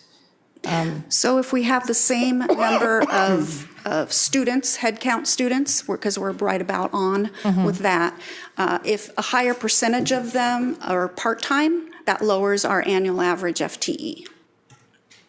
Do we know why a higher percentage are part-time? I actually don't have the details on that, but there are a lot more opportunities, I think, for students to take part-time courses, do Running Start, do college in the high school, things like that, that over the last couple years, I think maybe has grown. But I would need to get into the details of what the makeup of the students are, and I haven't dug into that. Because it seems like that would be a lot of part-time students to bring down the average FTE by 45, right? Yeah. And the other thing is that wouldn't have anything to do with part-time students is that the ratio between our head count in October and what we end up having annual average in FTE, that fluctuates on any given year, and I believe that there was probably a tick down in that as well in this year, and we're waiting to see if that is going to continue. So that 45 could creep up if last year wasn't a good indication of where the number of students that we lose throughout the year, if that went down last year, and so we had to ratchet down our FTE projection for the year. If that goes back up to what it was a couple years ago, then it could be 35 FTE or 20, it just depends on how many students we lose as we go through the year, because we always do lose secondary students throughout the year. Are there any changes in the state's requirements for accounting for student time during the day? There was the number of minutes that it takes to count as a 1.0 FTE used to be 5 classes, and now it's 6. But does an online high school count as 5 instead of 6? Or if they're taking online high school, is that still 6? If they're enrolled in our district for the online, then it's still 1 course, which now is worth 0.18 instead of 0.2. So if a youngster was with us for 5 periods. They were a 1.0. And they have to be with us 6 periods this year to be 1.0. Yes. Could that have affected this? It did, and we knew that was coming, so we attempted to bring that into our projections. It could be that we didn't do it, consider enough. Yeah. So, because this is the first year in which that is the case. So there's a lot of different things that kind of goes into the FTE calculation. We've talked about 3 of them, and so we just have to kind of see where that lands so that we can project better next year. Excuse me. That's kind of a... It's 10%. It's 10% for part-time students. Yeah. And do they pay us less? Of course. McCleary. Remember McCleary? But that's, Yes. oh, sorry, that's irritating. I'm sorry. Yes, Yeah, they do. Remember McCleary, that was part of the deal. A lot more money, but we're going to pay you less. Yeah, sorry. I don't remember. Okay, thank you very much. You're very Sorry, welcome. I did have a question, maybe a clarification. So on the ASB fund balance thing, the difference in the amounts, is that because of the difference in the size of the school? For the most part, yes. Jackson High School is a much bigger school. If that's, And they had more fund balance as well, so they had more room to bring it down. And then the other question I had was, and I don't know if it's pertinent here, but this is for the Transportation Vehicle Fund, and it says funds used solely for the purchase of school buses, and we are also expected to buy 2 buses this year. Are we looking at purchasing, or is there any conversation about purchasing electric buses and such? That is something that I don't know if there's been conversation about. I have not heard any. Because I asked this because down the line, with the governor's budget and carbon and all that, there are grants and things are going to be available, and you don't want to leave money on the table. Absolutely. I would say that there has not been cost-effective abilities to purchase those buses at these times. We've looked into propane as well and have considered that. But it's all about, until recent years, the level of state funding to fund transportation was so far below that it would mean investing local dollars. So generally, when we go out and we bid our busing contract, every 5 years, we're looking for the most competitive market price. And we do have clean energy provisions, and there is an energy consciousness to our process, but at this point in time, it's difficult for us to consider that, given the funding structure. I have one question along those same lines. Would it be easy, or would it be a change if we were to partner with another agency who would be buying buses, clean energy, electric buses, whatever, larger scale than us, to reduce the cost of the individual vehicle? If we were to partner with them on a purchase and sale. I can only respond to that. I would say I don't know. I know even for municipalities, it's challenging, and generally where you can find funding sources and competitive networking is really in urban areas where the density of the population has a bigger impact. So I think we're not there yet, but we're paying attention. But it always comes down to dollars and cents. And we're also talking about our fleet, the district fleet, not Durham's fleet. And so any change to Durham's buses would need to be worked into their contract. Yeah. Okay, thank you. Right, thank you.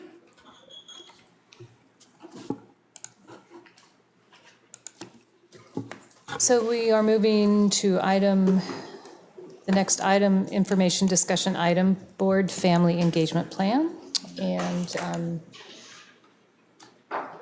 Director of Communication Kathy Reeves will lead us through family engagement opportunities for the board. I'll lead you through it, but since I did this in conjunction with Sally and Dana, if you stump me, I'm going to call on them to help out. So we've been talking about this for a while now, just to talk about what we're going to cover tonight. We want to review what we discussed to this point, look at some possible options on how to get involved, and then determine the next steps. And you've seen this slide before on how it relates to our strategic plan and to the board goals. So to review what we've talked about in the last couple times, when we met last time, we had a session where the conclusion was the first thing we wanted to do was to look at revising the policy, the community engagement, family engagement policy. And then we wanted to also collaborate with the superintendent's leadership team to make sure that this wasn't just a board thing, but also was happening in the schools as well. And then we wanted to talk about or get to an engagement calendar for the board so you could find out better ways that you can connect with the families in the school. So the first thing, revise the policy. We have done a policy revision proposal, and it's in the system, and you'll be seeing that soon to look at how we've chosen to adjust the policy based on the feedback we got from our last working session. And then about 3 days after we had our session, we had a similar session with the superintendent's leadership team. That was the one that we did via Zoom, and so everyone was in their own sections and worked out really well. We got some very nice feedback about how they could take some of those concepts and improve some of their family engagement activities as well. And then this is the one we're doing tonight. So we're going to talk about different ways that the board can get engaged. We decided to break it up into 4 different categories. The first one is to have board directors go to where families are already gathered at schools. And we do this because this is really the least threatening environment for families. It's often harder to invite them into an event that's specifically about getting information. But if they're already gathering for a purpose, having you join them there is one great way to go about it.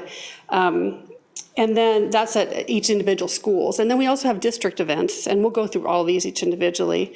So attending a district event where families are already attending. We've talked about you asked questions about whether or not to bring up school information at community-wide events. So we'll address that. And then, of course, we still have those events that the district facilitates, and that's a great place for you to engage with families as well. So the first one, where families already gather at the school, we divided this up in kind of a spreadsheet on the different types of events that would mean, ways you can get involved, and then if you want to do that, how to proceed. So if we're talking about an event that's already happening at a school, that could be a bingo night or a movie night or a band or a choir concert, science nights, all those things that you know the schools facilitate and the families love to attend and are already going. And so some of those, not all of them, but some of them are listed in the left-hand column. In the center, it talks about different ways you can get involved. So you could say, I'd like to be a caller for bingo night, or, I want to be a judge for the science night, or what some of the options are. We could get little buttons that say, I'm a board of directors. I'm on the board of directors. Ask me about school activities. We could have a table where there would be information that you could share with them. Lots of different ways that we could help you engage differently at these events based on who you are. Everyone has a different type of engagement strategy and personality. Some people might do great standing up front at a microphone and talking about the school district. Some people might do better at a one-on-one engagement. So we have these laid out so we can help fit these to who you are and how you like to operate. And then once we look at the different activities, then, if you say, I want to be involved in this, how do I do it? That's what the third column is about. The next one are the district-wide events. So I just put a couple samples up here. We have the Zeno Math Fest coming up, the Innovation Expo, different things like that, where all the schools gather, or a huge amount of schools gather together. And there's chances to be involved there where you could have a table with information, or you could have the Ask Me button, or you could be a judge. But ways to get you involved besides just having them see you're on the board of directors. That isn't always necessarily going to be the entree. There has to be a way to help you have that entree. And so having a table or a button or things like that are different ways that you can do that. We talked about community events. So we listed some out here. And there are big events like Run of the Mill in Mill Creek or the 4th of July Parade, where you could have like a booth. Those are pretty big setups and require a lot of information and a lot of time. There are smaller ones that are like neighborhood meetings. And several people mentioned, well, what about going to the farmer's market? You know, these are all opportunities depending on your time and what your engagement style is. But we have that down as options as well. And then the last one, of course, are the ones that we kind of already do some of, and that's the executive briefings, or you did board breakfasts last year. We talked about doing if you wanted to have a leader of the community and just go on a personalized tour with them, kind of a create your own type of event. Those are options too, and different ways that you can help see that those can happen. So with that, we really want this to be a discussion time. Those are the ways we categorize the events, and we would be able to feed you the different types of activities happening that we would keep a calendar of to make sure, you know, that we have everything structured and we don't have 5 of you at one place and no one at another place. So from what we've talked about in the last couple sessions about family engagement, we wanted to know, do you feel that these categories offer you options of involvement and ways that you can begin to engage more of families? Is this kind of a direction you want to go? From here, we can create an actual calendar, but we wanted to make sure that we had the guardrails right. So I wanted to open up for discussion. Okay. Does anyone want to begin?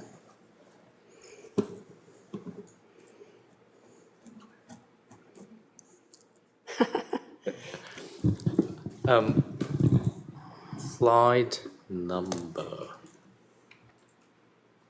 Okay, number. They're not numbers, are they? Okay, yeah, there Which isn't. one? But I really like the one that you'd referenced earlier about putting it in 3 steps type of event, ways to get involved, how to proceed. It's very strategic and also proactive on your part, so that we.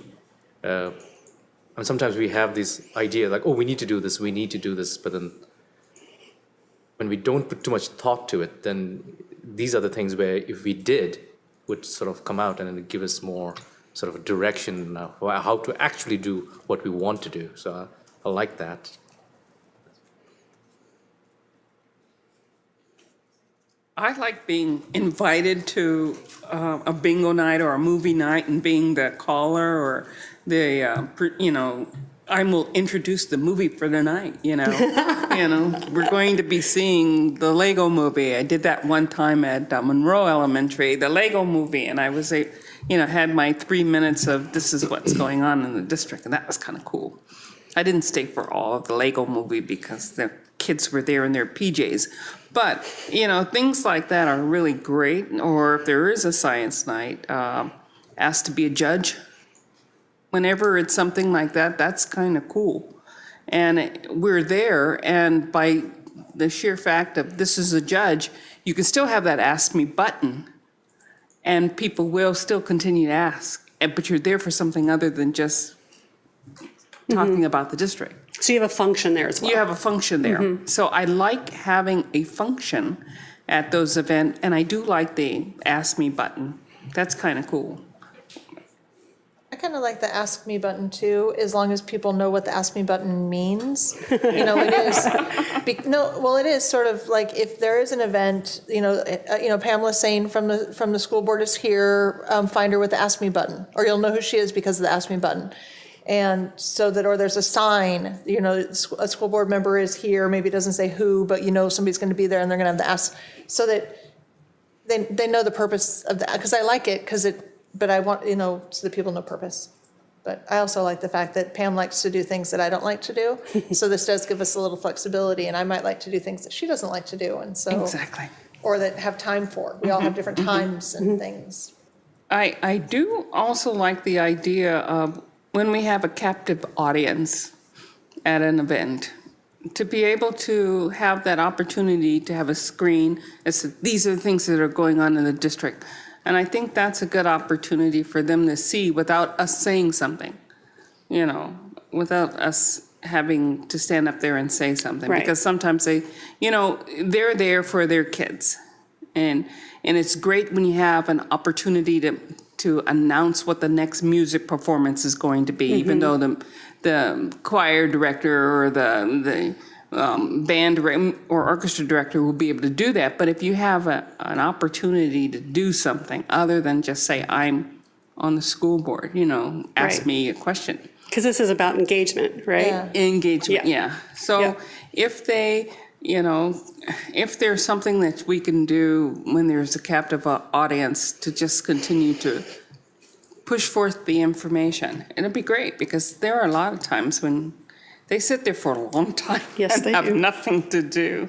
Well, I think too, the staff likes us being at places too, as much as the community engagement, but the community engagement is also our staff, so that I know I've been invited sort of haphazardly to like the business expo at Evergreen, at Eisenhower. And I go, and they always appreciate, oh, there's a board member here, you came. And, and then, I get to talk to the kids, and I always introduce myself as a board member, their parents as a board member. They don't tend to ask me questions, but I think that they get to, recognize that we're there. And sometimes I get asked questions, but I think that it is that, again, if we're invited, if we can, we tend to go. And I think as much, sometimes staff will ask us questions, but it's, I don't know. I think I like it. I think I would concur with several of the comments made. I like what Director Lassane said, that there's an opportunity to engage in a lot of different ways here. And I would say, as we move through this process, that it might even be helpful to drill down to the individual director level to find out sort of what their interests might be. Strengths and time. Yeah, and just because, I don't want to put, Debbie and Darlene through the exercise of collecting every event going on at every school and, throwing it out there and sign up where you want to go. I think we did that once, and I'm not sure that was highly effective. So it's really more about how we can connect individual directors to sort of the tasks that they want to participate in or be involved in, how that might work. And it might be sort of 5 different plans, but all with the same structure. Right.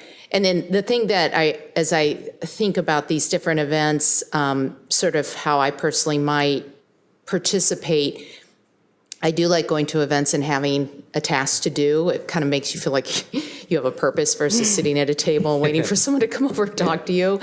But then again, those kind of opportunities, to Director Mitchell's point, are more we're just being seen as being involved and caring, whereas some of the other opportunities actually provide an opportunity to spread messages and updates about the district, like going to a PTA meeting and asking for 10 minutes for a district update, things like that. So I kind of think of it in terms of both, like what can I do to actually, bring someone into a school for a tour kind of thing, someone important to the work that we do in the district, or go to a PTA meeting and speak to a bunch of parents about what's really happening in the district, versus bingo and being a number caller, which is fun and you're being seen, but sort of, balancing both of those, the informational and then the, Right. I don't know what you would label the other one, but being, Visible. Thank you. I needed a word. Sometimes it's important to dispel the myths of, so our neighborhood's going to Cascade, is that right? No decision's been made. No, I was told a decision's been made. I'm telling you, as a board member, no decision has been made. And so I as much as telling the facts, we also have to tell the facts. And every opportunity we can get, and that happened to be in a Starbucks. So, you take them where you can get them sometimes. Yep. But I do too think that something that I have been lacking is really taking responsibility for my liaison schools. What are the activities happening at the schools I really am responsible for, and supposed to have my focus. And maybe there are opportunities that I need to be more attentive to. I've joined all their PTAs, I get all their newsletters, I think, but am I reading all of them, and am I seeing those opportunities that maybe I could have a purpose at one of my schools? I've made myself a note. Well, I had another thought too. Taking this strategy or the intentional way of how you've planned this another step further, and maybe this is like a newbie's perspective because I don't have that much institutional knowledge about the district. If we were to say, select a particular event that I wanted to go to, rather than give me the whole syllabus of what the district is doing, because realistically, when you go and engage, you hook on one topic, and then that's how the conversation flows. You don't go down the list. So what would be helpful, and sorry to give you guys more work, but would be like, say if I was going to a particular school, 5 bullet talking points, just one sentence each, and that perhaps would suffice, because when we go to, well, not when we, but then when the task is to go to a school and talk about the district, it's sort of blank.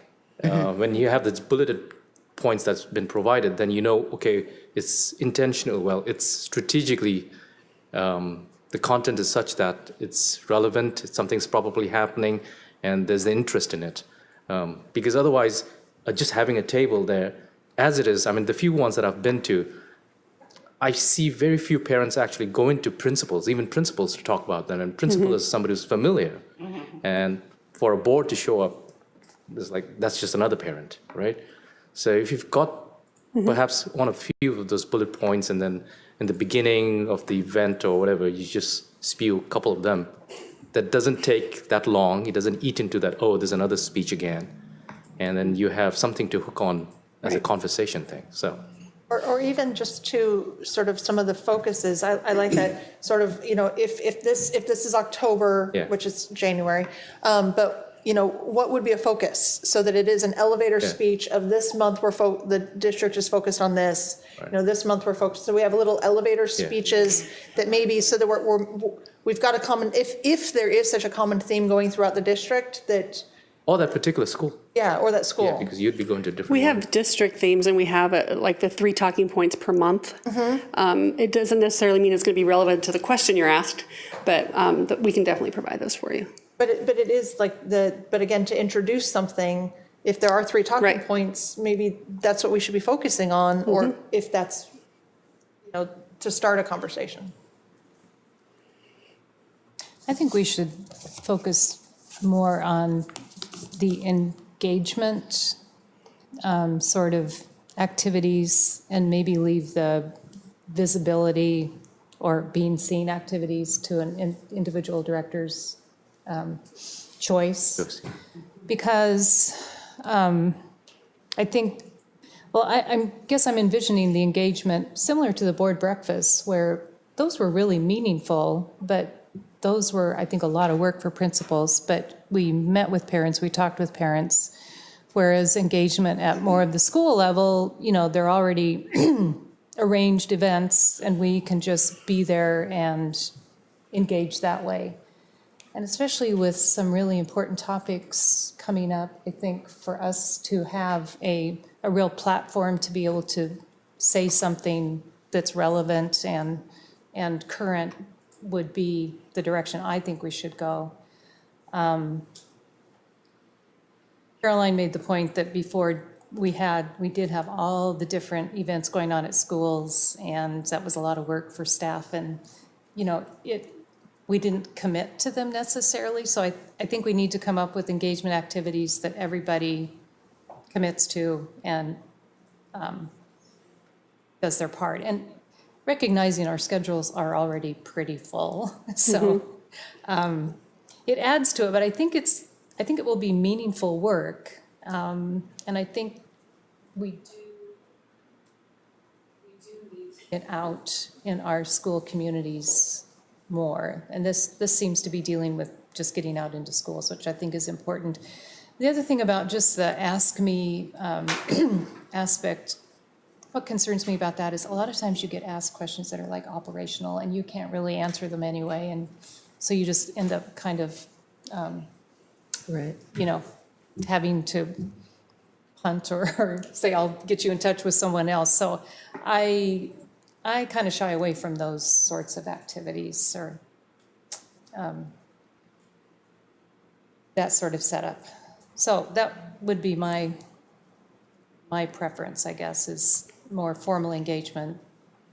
Which would be under the district events that we invite families to. So that's definitely one of the categories. And I like the idea of having topics to speak on and, but that's, I think it's still the visibility where you would be at a bingo night or some of the cultural nights. I think that's great too, So could I summarize what I hear as the next steps as maybe figuring out which type of engagement each director is more comfortable with and able to engage in, make sure we get talking points each month. Is that me? Somebody's whistling. And kind of clean up and make more specific those actual events that would be included in each of these categories. Is that what I heard? I believe so, Close? yeah. All right. Anything else? Excuse me. Gratitude. Thank you. No, thank you very much. This is great. Great ideas. Okay, section 12, unfinished business. We have no unfinished business, so we get to have a break. The break is scheduled 15 minutes. How are we doing for time here? Right on time. We're right on time. Okay, do we need 15 minutes or should we just? 15 for food. Okay. All right, we will take a 15-minute break and be back at 6:45. I want to learn that from Caroline. You need to learn that quality from Caroline.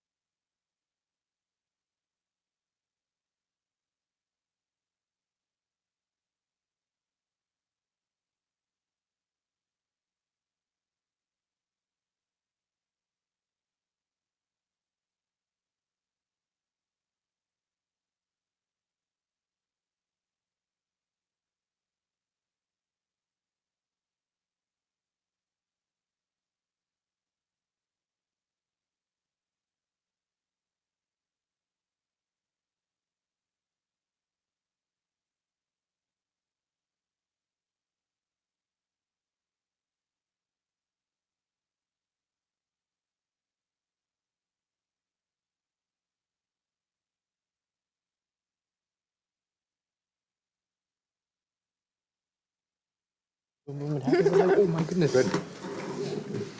He's ready. Okay, we'll go ahead and reconvene.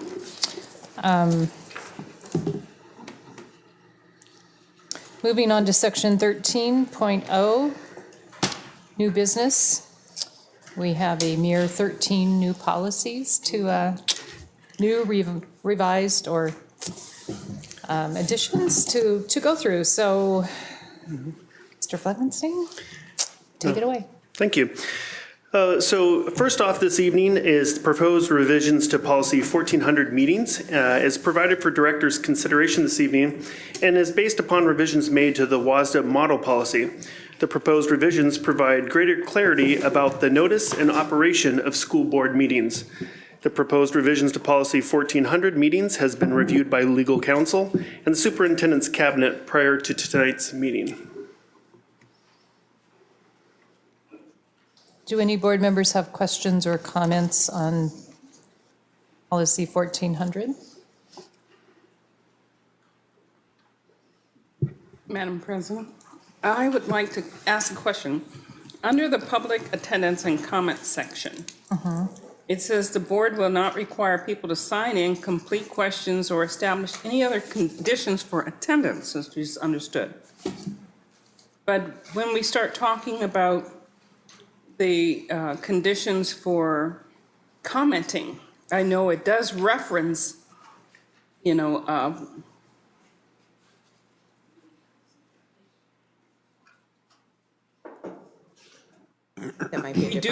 we do have the another instruction for, which is the next one, for comment. Should we not put that message in there? I mean, that proposal in that policy for commenting, reference it in this one, because we talk about public attendance and comments. But we do have a separate But maybe policy change for the title commenting. just to be public attendance?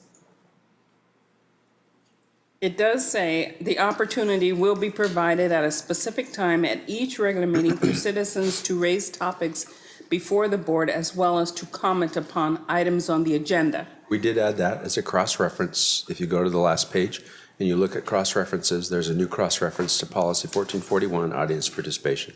Got it. That's what I said. I thought it said that, but I wasn't quite sure. Which is where Audience that participation. regulation lives. Okay, gotcha. We knew you'd ask that, so we put it in there. Well, I'm glad you did. I figured you probably did. That predictable, huh? Okay, so we'll move this to second reading.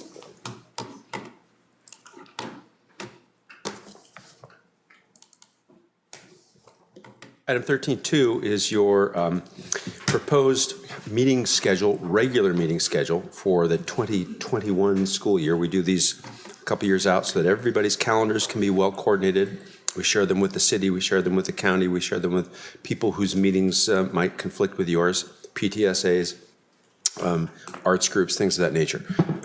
So this structure, proposed schedule, I should say, follows the structure that we've had in place now for the last year or so in terms of which meetings should have months should have 2 meetings, which should have 1, et cetera, et cetera. So it's a roll forward of your existing structure, unless we've made an error, which we should have caught given the number of times we published it and shopped it around. So hopefully this is exactly where you need it.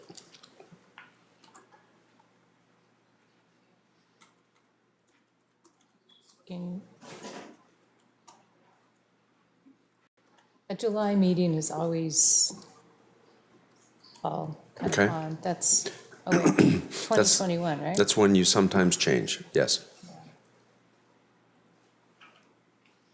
So July in this case is July 6th. 6th, which is a Tuesday, the 4th is on a Sunday.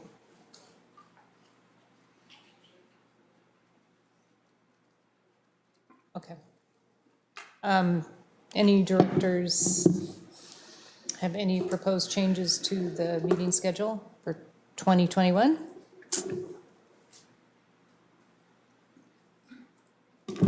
Move to second reading for you. Second reading.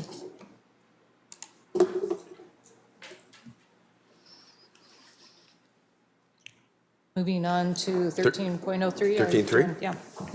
Larry, just go ahead and move to the next one. just call it out so that they can record it and tag it in the video and just keep going. Okay. For your consideration, the superintendent proposes deleting policy 1430, quorum, and incorporating the existing language into policy 1440, meeting conduct and order of business. The proposed deletion of policy 1430, quorum, has been reviewed prior to tonight's meeting by the legal counsel and superintendent's cabinet.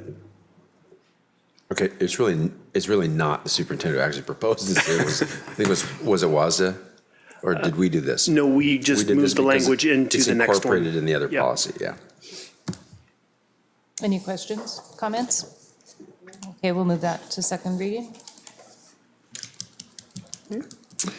The proposed revisions to policy 1440, meeting conduct and order of business, are based upon updates made to the WASDA model policy to provide greater clarity about the operation of board meetings and board voting protocol. In addition, it is proposed that the language from policy 1430, quorum, be incorporated into policy 1440. Also proposed is to change the title from meeting conduct and order of business to meeting conduct, order of business, and quorum. The proposed revisions to policy 1440, meeting conduct and order of business, have been reviewed by legal counsel and the superintendent's cabinet. One question. Sorry. I do appreciate the fact that I have been accommodated during the times that I have had to phone in due to work travel. But it looks like this is an addition sort of without, if I'm reading it correctly, without sort of any limitation. And I don't think I've ever called in when we needed a vote. Maybe others have. But I just wonder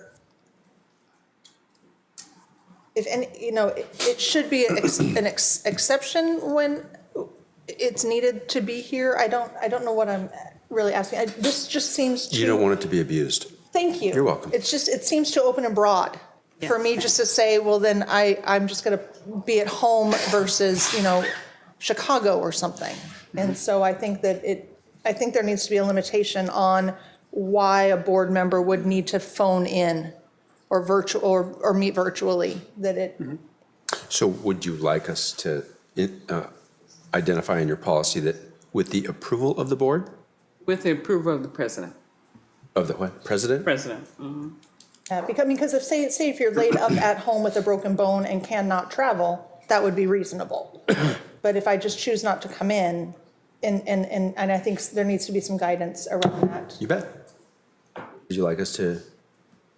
Because the board can always override the president. Right. Right. But yes, you could, because often these things come up in between meetings. Mm-hmm. Right. You could leave it to the president to make that decision. Yeah. You could delegate that responsibility. Consult with others if there was a. Which you'd want to be careful about. Yeah. No, but I mean, not. Yeah. So. Non-quorum decision. So you'd like us to add a clause that says, with the approval of the board president, blah, blah, blah, right? Yeah, something, with, whatever council says or WASDA says to sort of protect us from abuse of a board member that doesn't exist today. Mm-hmm. I've made note to make that revision. Thank you. Okay. We'll put that in the Friday report as quickly. Well, we'll need to do it this week? I can do it. Yeah. We'll give you language this week and Friday. Thanks, Larry. Okay. So we'll move it to second with that change. Okay. Revisions to policy 1441, audience participation, are also from WASDA model policy updates and provide greater detail to the existing policy regarding public comment at school board meetings and makes clear the board's expectations for civil conduct and communication at all school board meetings. Proposed revisions to policy 1441, audience participation, have been reviewed by legal counsel and the superintendent's cabinet prior to tonight's meeting.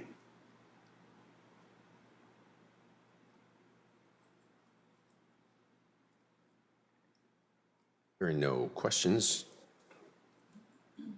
I did have a question, sorry.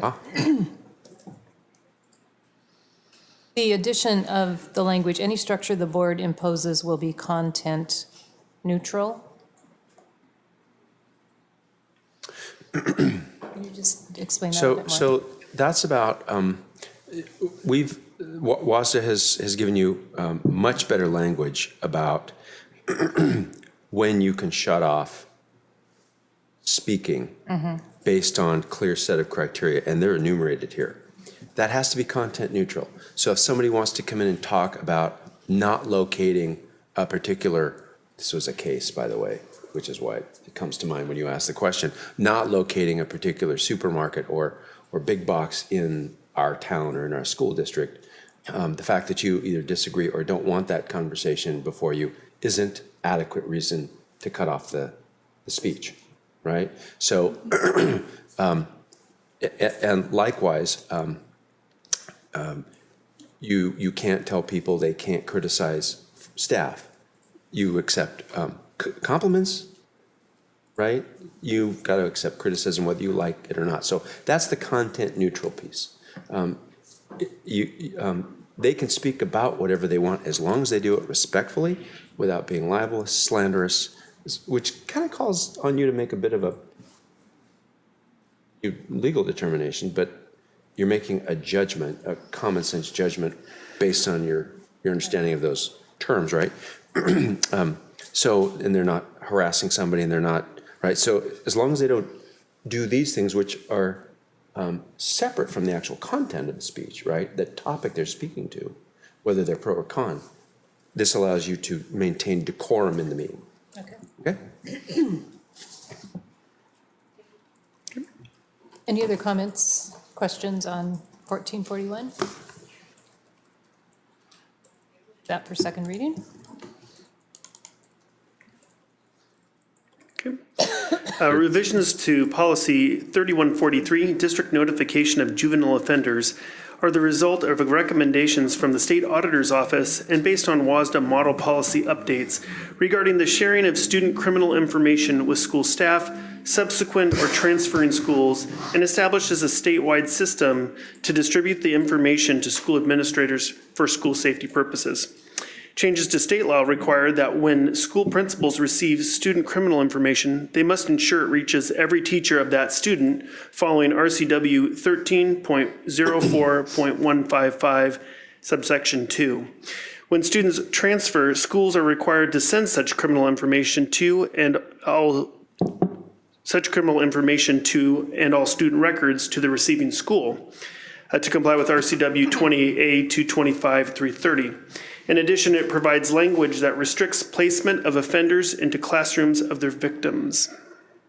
I have one question on paragraph 3.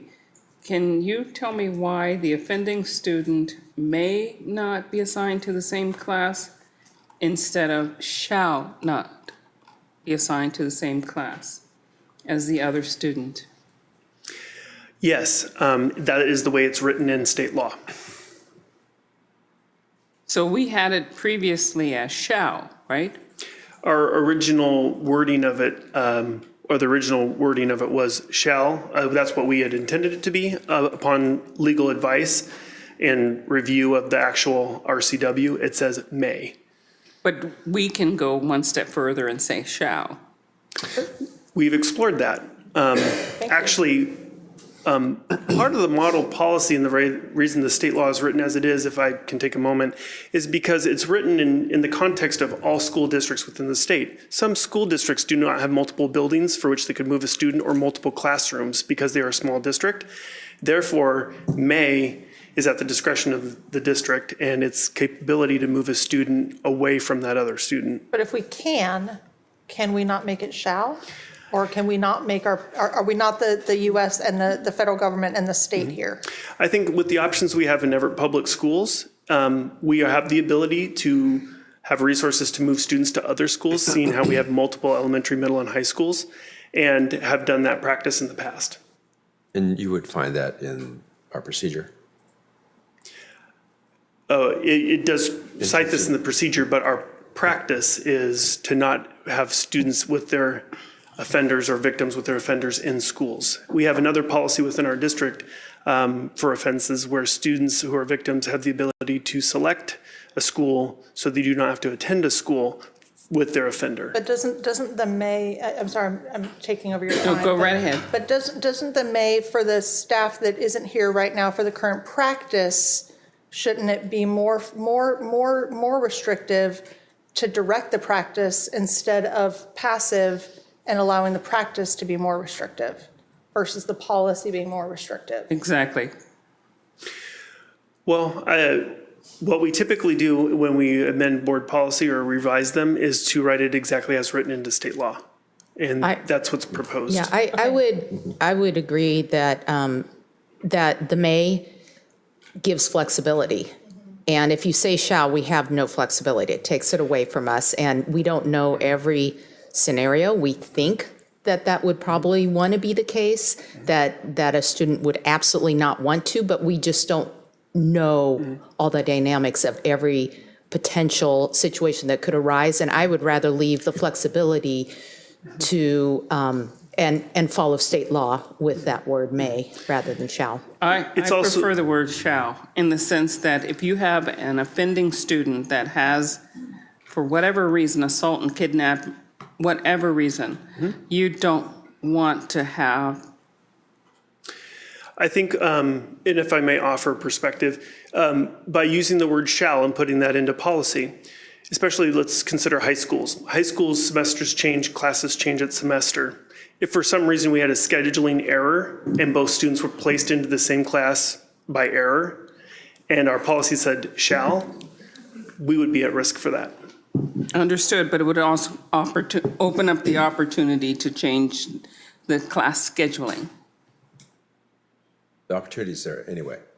Understood, but then it would still offer up, you know, having a student that has been a victim of another student, I would think that you never want that student to have to be in a position where they have to then come forward and ask that I be moved to another school. It's our current practice that we don't put them in the same room, to just make that clear. I think when considering policy language, to know that is what we intend and that's what we do in our practices, but to restrict us perhaps by policy if we were to be in error, I think is a difficult place to be. So I'm happy to take feedback to make revisions. It just seems like when you look down at the bottom, convicted juvenile sex offenders shall not attend a school in the district attended by their victims or a victim sibling. You've already said that. Why not say it again at the beginning? The offending student shall not be assigned in the same class. You've already said it. Why not go even one step further and say it again? You're repeating the same thing. Which paragraph is that? I'm sorry. There are three elements, as I read that, and there may be more, but when you look at those two paragraphs, the revisions that have come to us as a result of the state law, and correct me if I'm wrong, Larry, and we, by the way, debated this fairly hotly in terms of the legal advice and the liability versus what we would prefer to do in terms of a policy versus practice and procedure. If you'll notice that earlier in that paragraph, something involving a teacher, there's a shall. When you look down below at the one you just identified, there's a shall. Juvenile sex offender, there's a shall.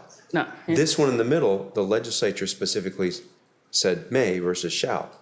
And our concern, what Larry is describing to you, is the concern of counsel that if we say shall and we err, we immediately create a financial risk versus the ability to continue to practice and not have we can fix it, but not create then that liability. That was the essence of the argument. Am I right? You're correct. Yeah, okay. So you can do it. Do it knowing that the legal advice that we've received is if you don't use may, then you potentially create a financial risk that wouldn't otherwise exist. Make sense? I still understand what you're saying. Okay. But in the paragraph right below it, it says shall not attend a school. I mean, it's putting the burden on us that it cannot happen, no matter what. That's right. So why not just continue with the shall? And it's your right to take that risk as a board. Yeah.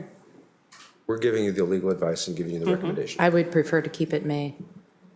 So, I think it's important, if I may point out, the paragraph below is referencing only convicted juvenile sex offenders. The previous paragraph does not have sex offenders in it when it talks about may. Dr. Cohen has pointed out in state law, the legislature specifically wrote shall for teachers and may for students. So here's what we'll do with you. For this one, because you're going to want to discuss a little bit further and think about it, and you may even want counsel at some point in between now and then. If there's no other issue with this, we'll move it to second reading, but put it in action items versus a consent agenda, so you all can decide how you want to vote on it and whether you want to amend the language. Make sense? Okay. Is that okay? Okay. Are there any other issues with this one?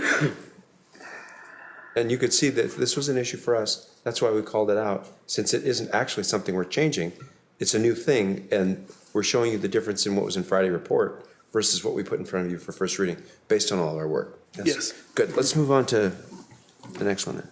Okay.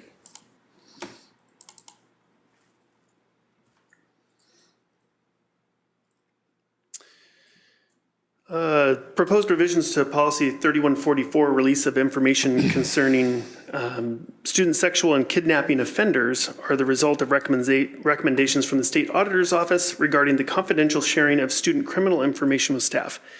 Also proposed is to change the title of this policy from release of information concerning student sexual and kidnapping offenders to release of information concerning student sex and kidnapping offenders.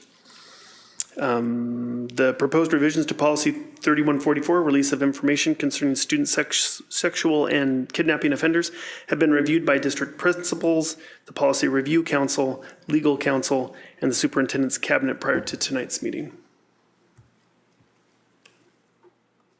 Any questions on this or comments about this policy?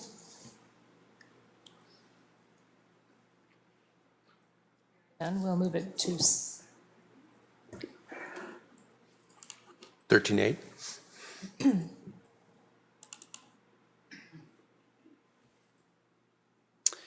For your consideration, we propose the deletion of policy 3315, corrective actions for unexcused absences, to comply with Washington Administrative Code 392-400-233, as changes to state law no longer allow school districts to suspend or expel a student from school due to absences or tardiness. The proposed deletion of policy 3315, corrective actions for unexcused absences, have been reviewed by legal counsel, the Policy Review Council, and Superintendent's Cabinet. any questions on this policy 3409? I'm sorry, looking at the wrong.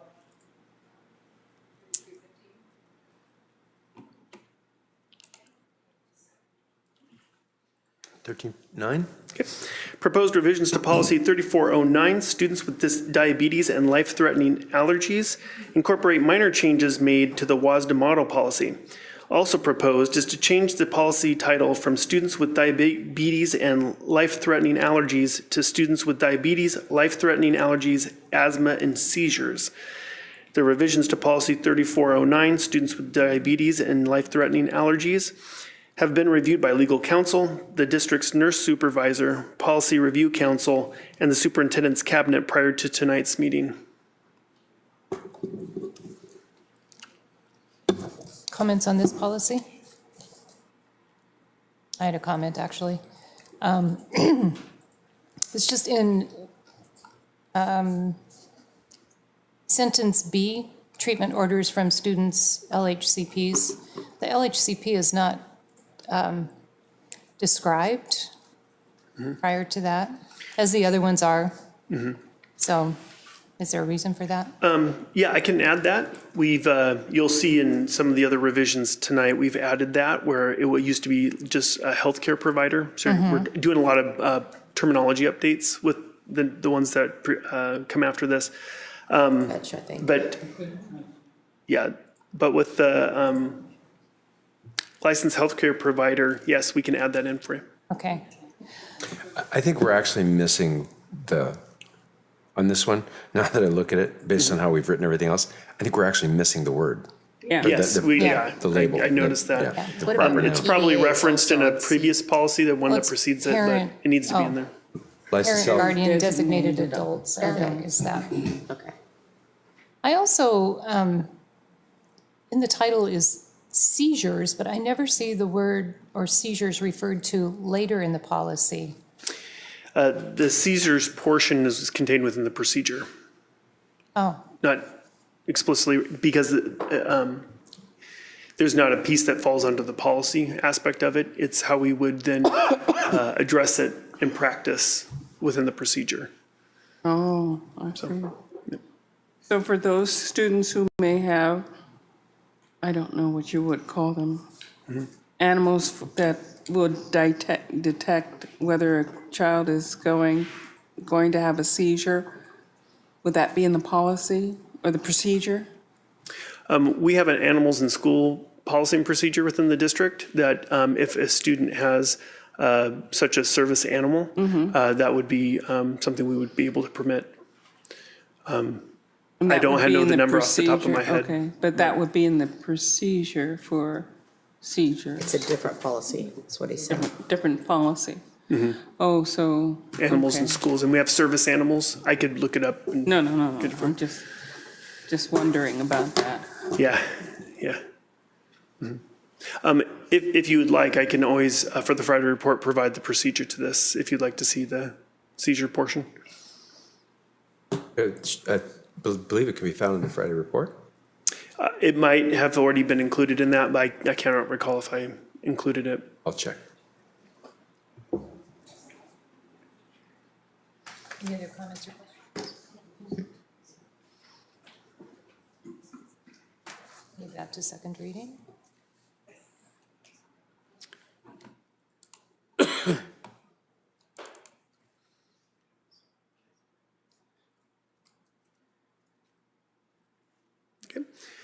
Revisions to Policy 3410, Student Health, are provided this evening based upon the WASDA model policy updates regarding the collection and review of student immunization records by our health services staff into our existing policy. The proposed revisions to 3410, Student Health, have been reviewed by legal counsel, the district's nurse supervisor, and the superintendent's cabinet. Questions? Excuse me. Okay, we'll move that to second reading. I do have one question, I'm sorry, I'm a little slow. So really, the only service we're providing is vision and hearing screening?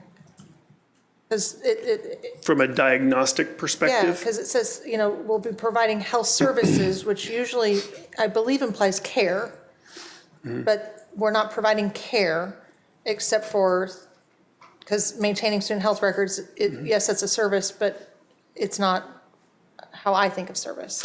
Yeah, you make a very good point. You'll notice in the cross references, a new addition there. It says how to respond to injury and illness at school. That is actual OSPI's guidelines, the manual that our health rooms use. Okay. When something happens, that's where they're to Okay. go for the best practice, how to address it. Okay, so the bumps and bruises, the actual care our school nurses provide Yeah. is someplace else? It's actually that cross reference Okay, there. thank you. Yep. The answer to the previous question is that 3409P was in the 1214 Friday report, so you can go find it there. The related procedure.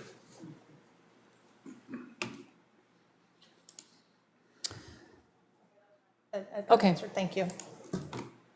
So move that to second reading. Okay. Proposed revisions to Policy 3413, Student Immunization and Life-Threatening Health Conditions, update the existing policy to reflect changes made to the WASDA model policy and to be in compliance with state law about how to work with families when a student is not immunized or is exempt from immunization, or if the student has a life-threatening health condition for which medically related support will be required at school.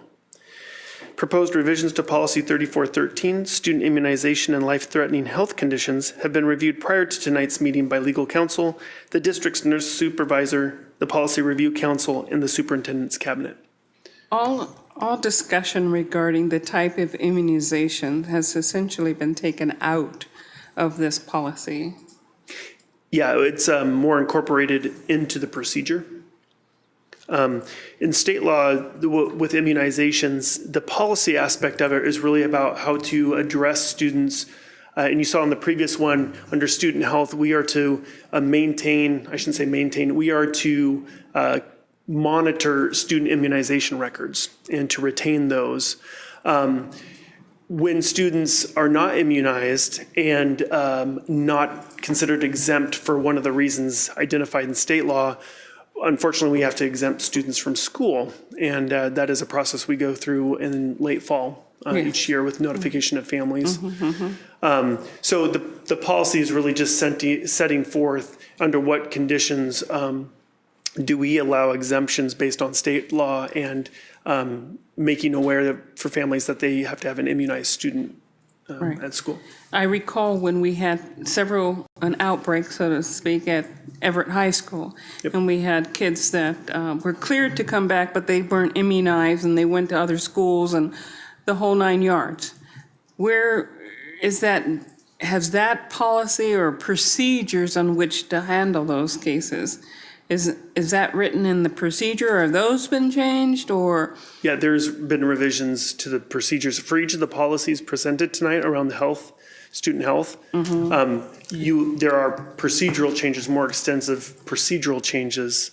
Have we that changed the procedure such that it incorporates what we found as real case scenarios versus what the state says this is what you can do? Yeah, I think it's taken our experience from our, and you'll notice the nursing supervisor, in addition to policy review council, she sits on policy review council as well with our community representatives. One of our community representatives on policy review council also works for Snohomish County Health Department. So all of these health ones that are coming through tonight and their related procedures have gone through that lens prior to presentation. Thank you. I had a question on how the parents are notified.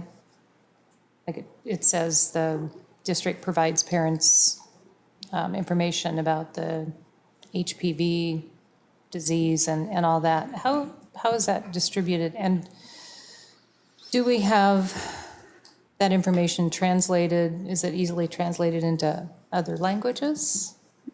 You know, the specificity of your question, I don't know off the top of my head, but I can look into that, get you an answer. I'm just curious, yeah. That'd be part of the procedure Probably, yeah. of how we notify.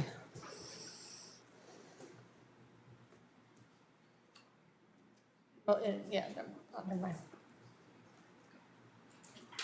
Any questions on this policy? Okay. And that to second reading. And I think that Infectious diseases. Thank you for your patience tonight.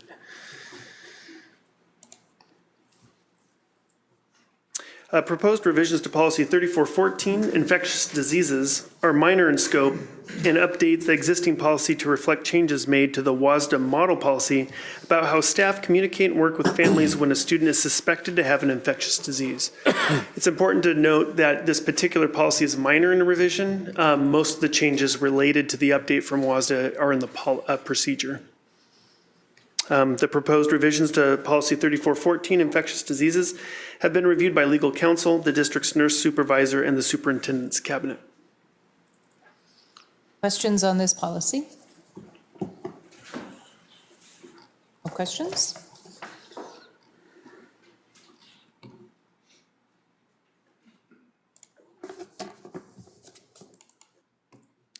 And our last policy.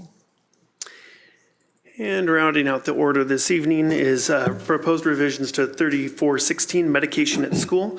Results from a recent review of student health-related model policies by WASDA with input from OSPI's Health Services Office and added to the specificity and specialized health terminology we use within the existing policy.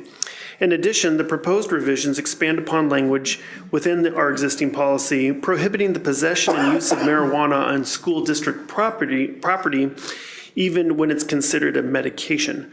This prohibition extends to all schools, district buildings, district property, and district-owned vehicles. And the reference there is at the very end of the policy, which is citing not only state law, but federal law. The proposed revisions to Policy 3416, Medication at School, have been reviewed by legal counsel, the district's nurse supervisor, the Policy Review Council, and the superintendent's cabinet prior to tonight's meeting. I have a question regarding this. I mean, it talks about the use of medical marijuana at the time a person comes to the building. What takes place with staff or student were to utilize the product prior to coming and it had an effect after they arrived? So our existing student conduct policy 3240 and related disciplinary policies and procedures, a student under the influence of a controlled substance on school campus is considered a major infraction and is eligible for discipline up to and excluding suspension. And the same with staff? Yeah, from a human resources, we have a drug, I got to remember the exact title, but Drug-free workplace? Drug-free workplace, thank you. Policy and that's also as well. to be under the influence. That includes under the influence. Yes. Okay. Mm-hmm. Yep. And I think we revised that last year with the tobacco-free environment and how it related to staff, or 2 years ago, remember with the vaping? I think it was that one we altered. I have a question about the first paragraph. What is, okay, so in practicality, you have a junior in high school who goes out for practice, they're super sore, and they want to bring some ibuprofen to school, and you have it at lunchtime. You know, what happens if they're busted with their ibuprofen? I mean, is it really that? I mean, I understand there's practicality, but the way that this is written suggests that that would be inappropriate or not allowable. Do we go that far? Yep. So the particular revisions that you see there, it should be administered before or after school hours under the supervision of parent guardian, right?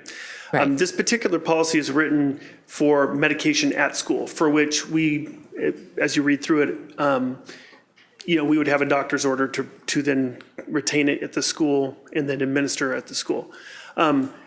The definition that's up there for over-the-counter medication, right? Although at school, if they're going to administer it on a regular basis, they should have that.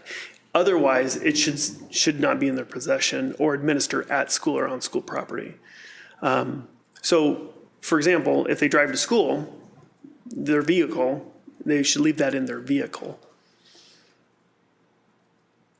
That makes sense. There was. I mean, I understand you're from a practical standpoint, but also from a district policy standpoint, the way that medication is defined is prescribed and non-prescribed. There was a policy that's talked about kids who were able to administer like the asthma, medications or any type of medications on their own. They could do that, or the parent can then designate a certain medication that the child uses all the time. In the case of ibuprofen, and if they were on the wrestling team or something, if the parent identified those as things that they can administer to themselves, would a child be allowed to do that? Yeah, actually, section F on page 1 speaks to that piece, and also to Director Mason's questions.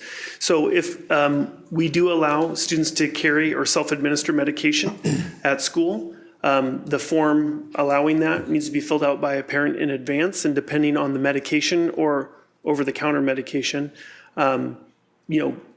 might need a doctor's orders or not.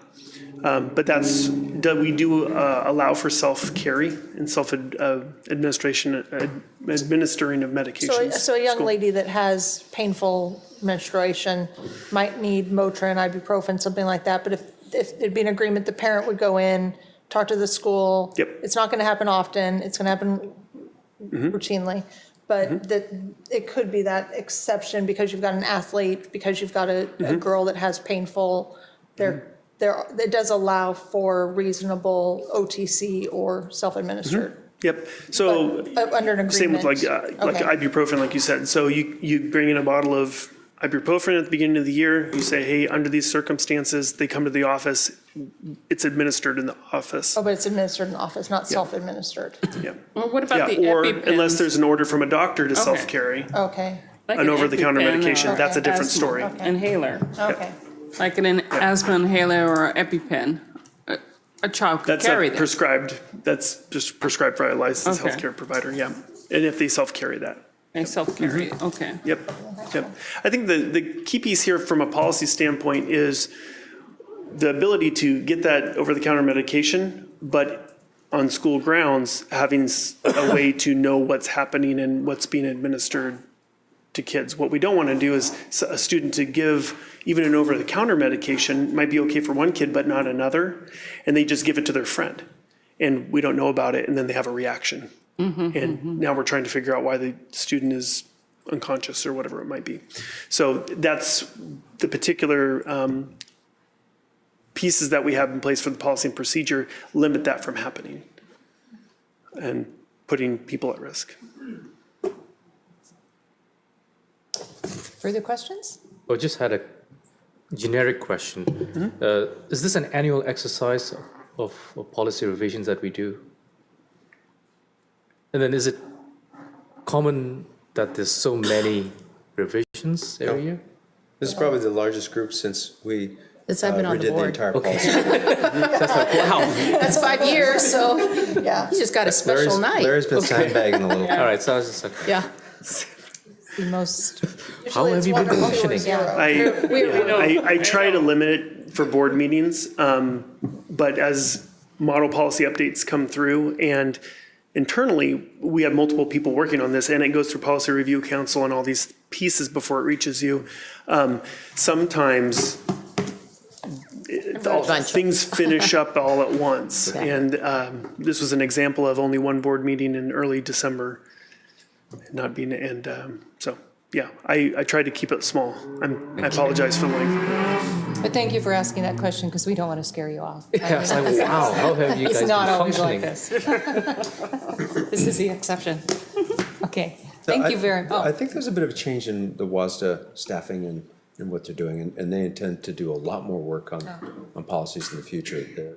I had a lengthy conversation with them about some of these changes and how they go about it and the amount of money we've been spending on Legal, yes, to review their work. And they're planning a very major overhaul involving a number of different folks. So probably another year or so, for a period of time, you'll see some substantive work. I think it's worth noting, Larry, Kelly Newcomb, his executive assistant, Sarah Mack now, and the policy council really do a nice job for us, working on all of these things and bringing them, circulating them. Sometimes they go out to principals before you see them. Sometimes they're in level meetings, those sorts of things. We hope to have them fairly well cooked by the time they come here. You shouldn't be finding lots of little things. So I want to compliment Larry's team and all the folks who participate in this work in bringing you these policy recommendations. And I want to note that we're almost 20 minutes under. Do you want us to ask more questions? No, absolutely not. I'm ready for the next item. Thank you. Thanks, Larry. Thank you. Next section, section 14, upcoming agenda items. Dr. Cohn? Thank you. Your 14.1 is your next regular meeting, January 22nd. You've got a strategic progress monitoring item, the next generation science standards readiness, and then we've got 15 items listed under policy review. All but 3 items will be in your consent agenda. 2215, 6500 will come to you for first reading. We'll put the one policy that we discussed in your action items for second reading. Everything else will be then in your consent agenda for final approval. You've got School Board Recognition Month. We typically do that at the end of the month, I think, rather than the beginning, and you'll have some visitors with you, and their intent is to thank you for all of your hard work during the year, to celebrate with you, possibly eat cake. We're not sure yet. I like cake. Is there a meeting on the 15th? That was my question. Thank you. I've gotten it on my calendar for next It's- Tuesday. Yeah. That meeting content hasn't been announced yet. But it's not on here either. No. Is it scheduled, so is it coming off my calendar? No, it's not. You need that meeting. I might need to leave like a half an hour early. Yeah, that's fine. Okay.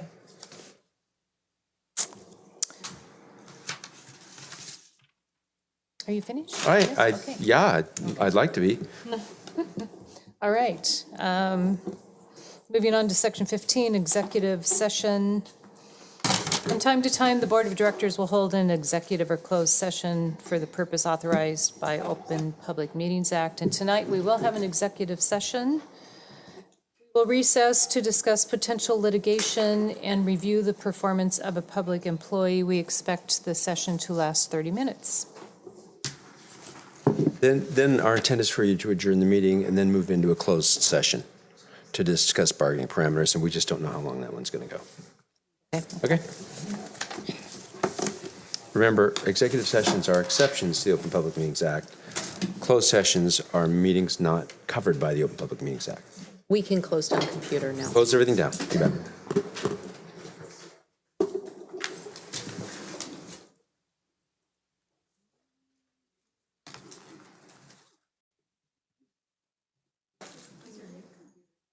They're not new, they're more modern.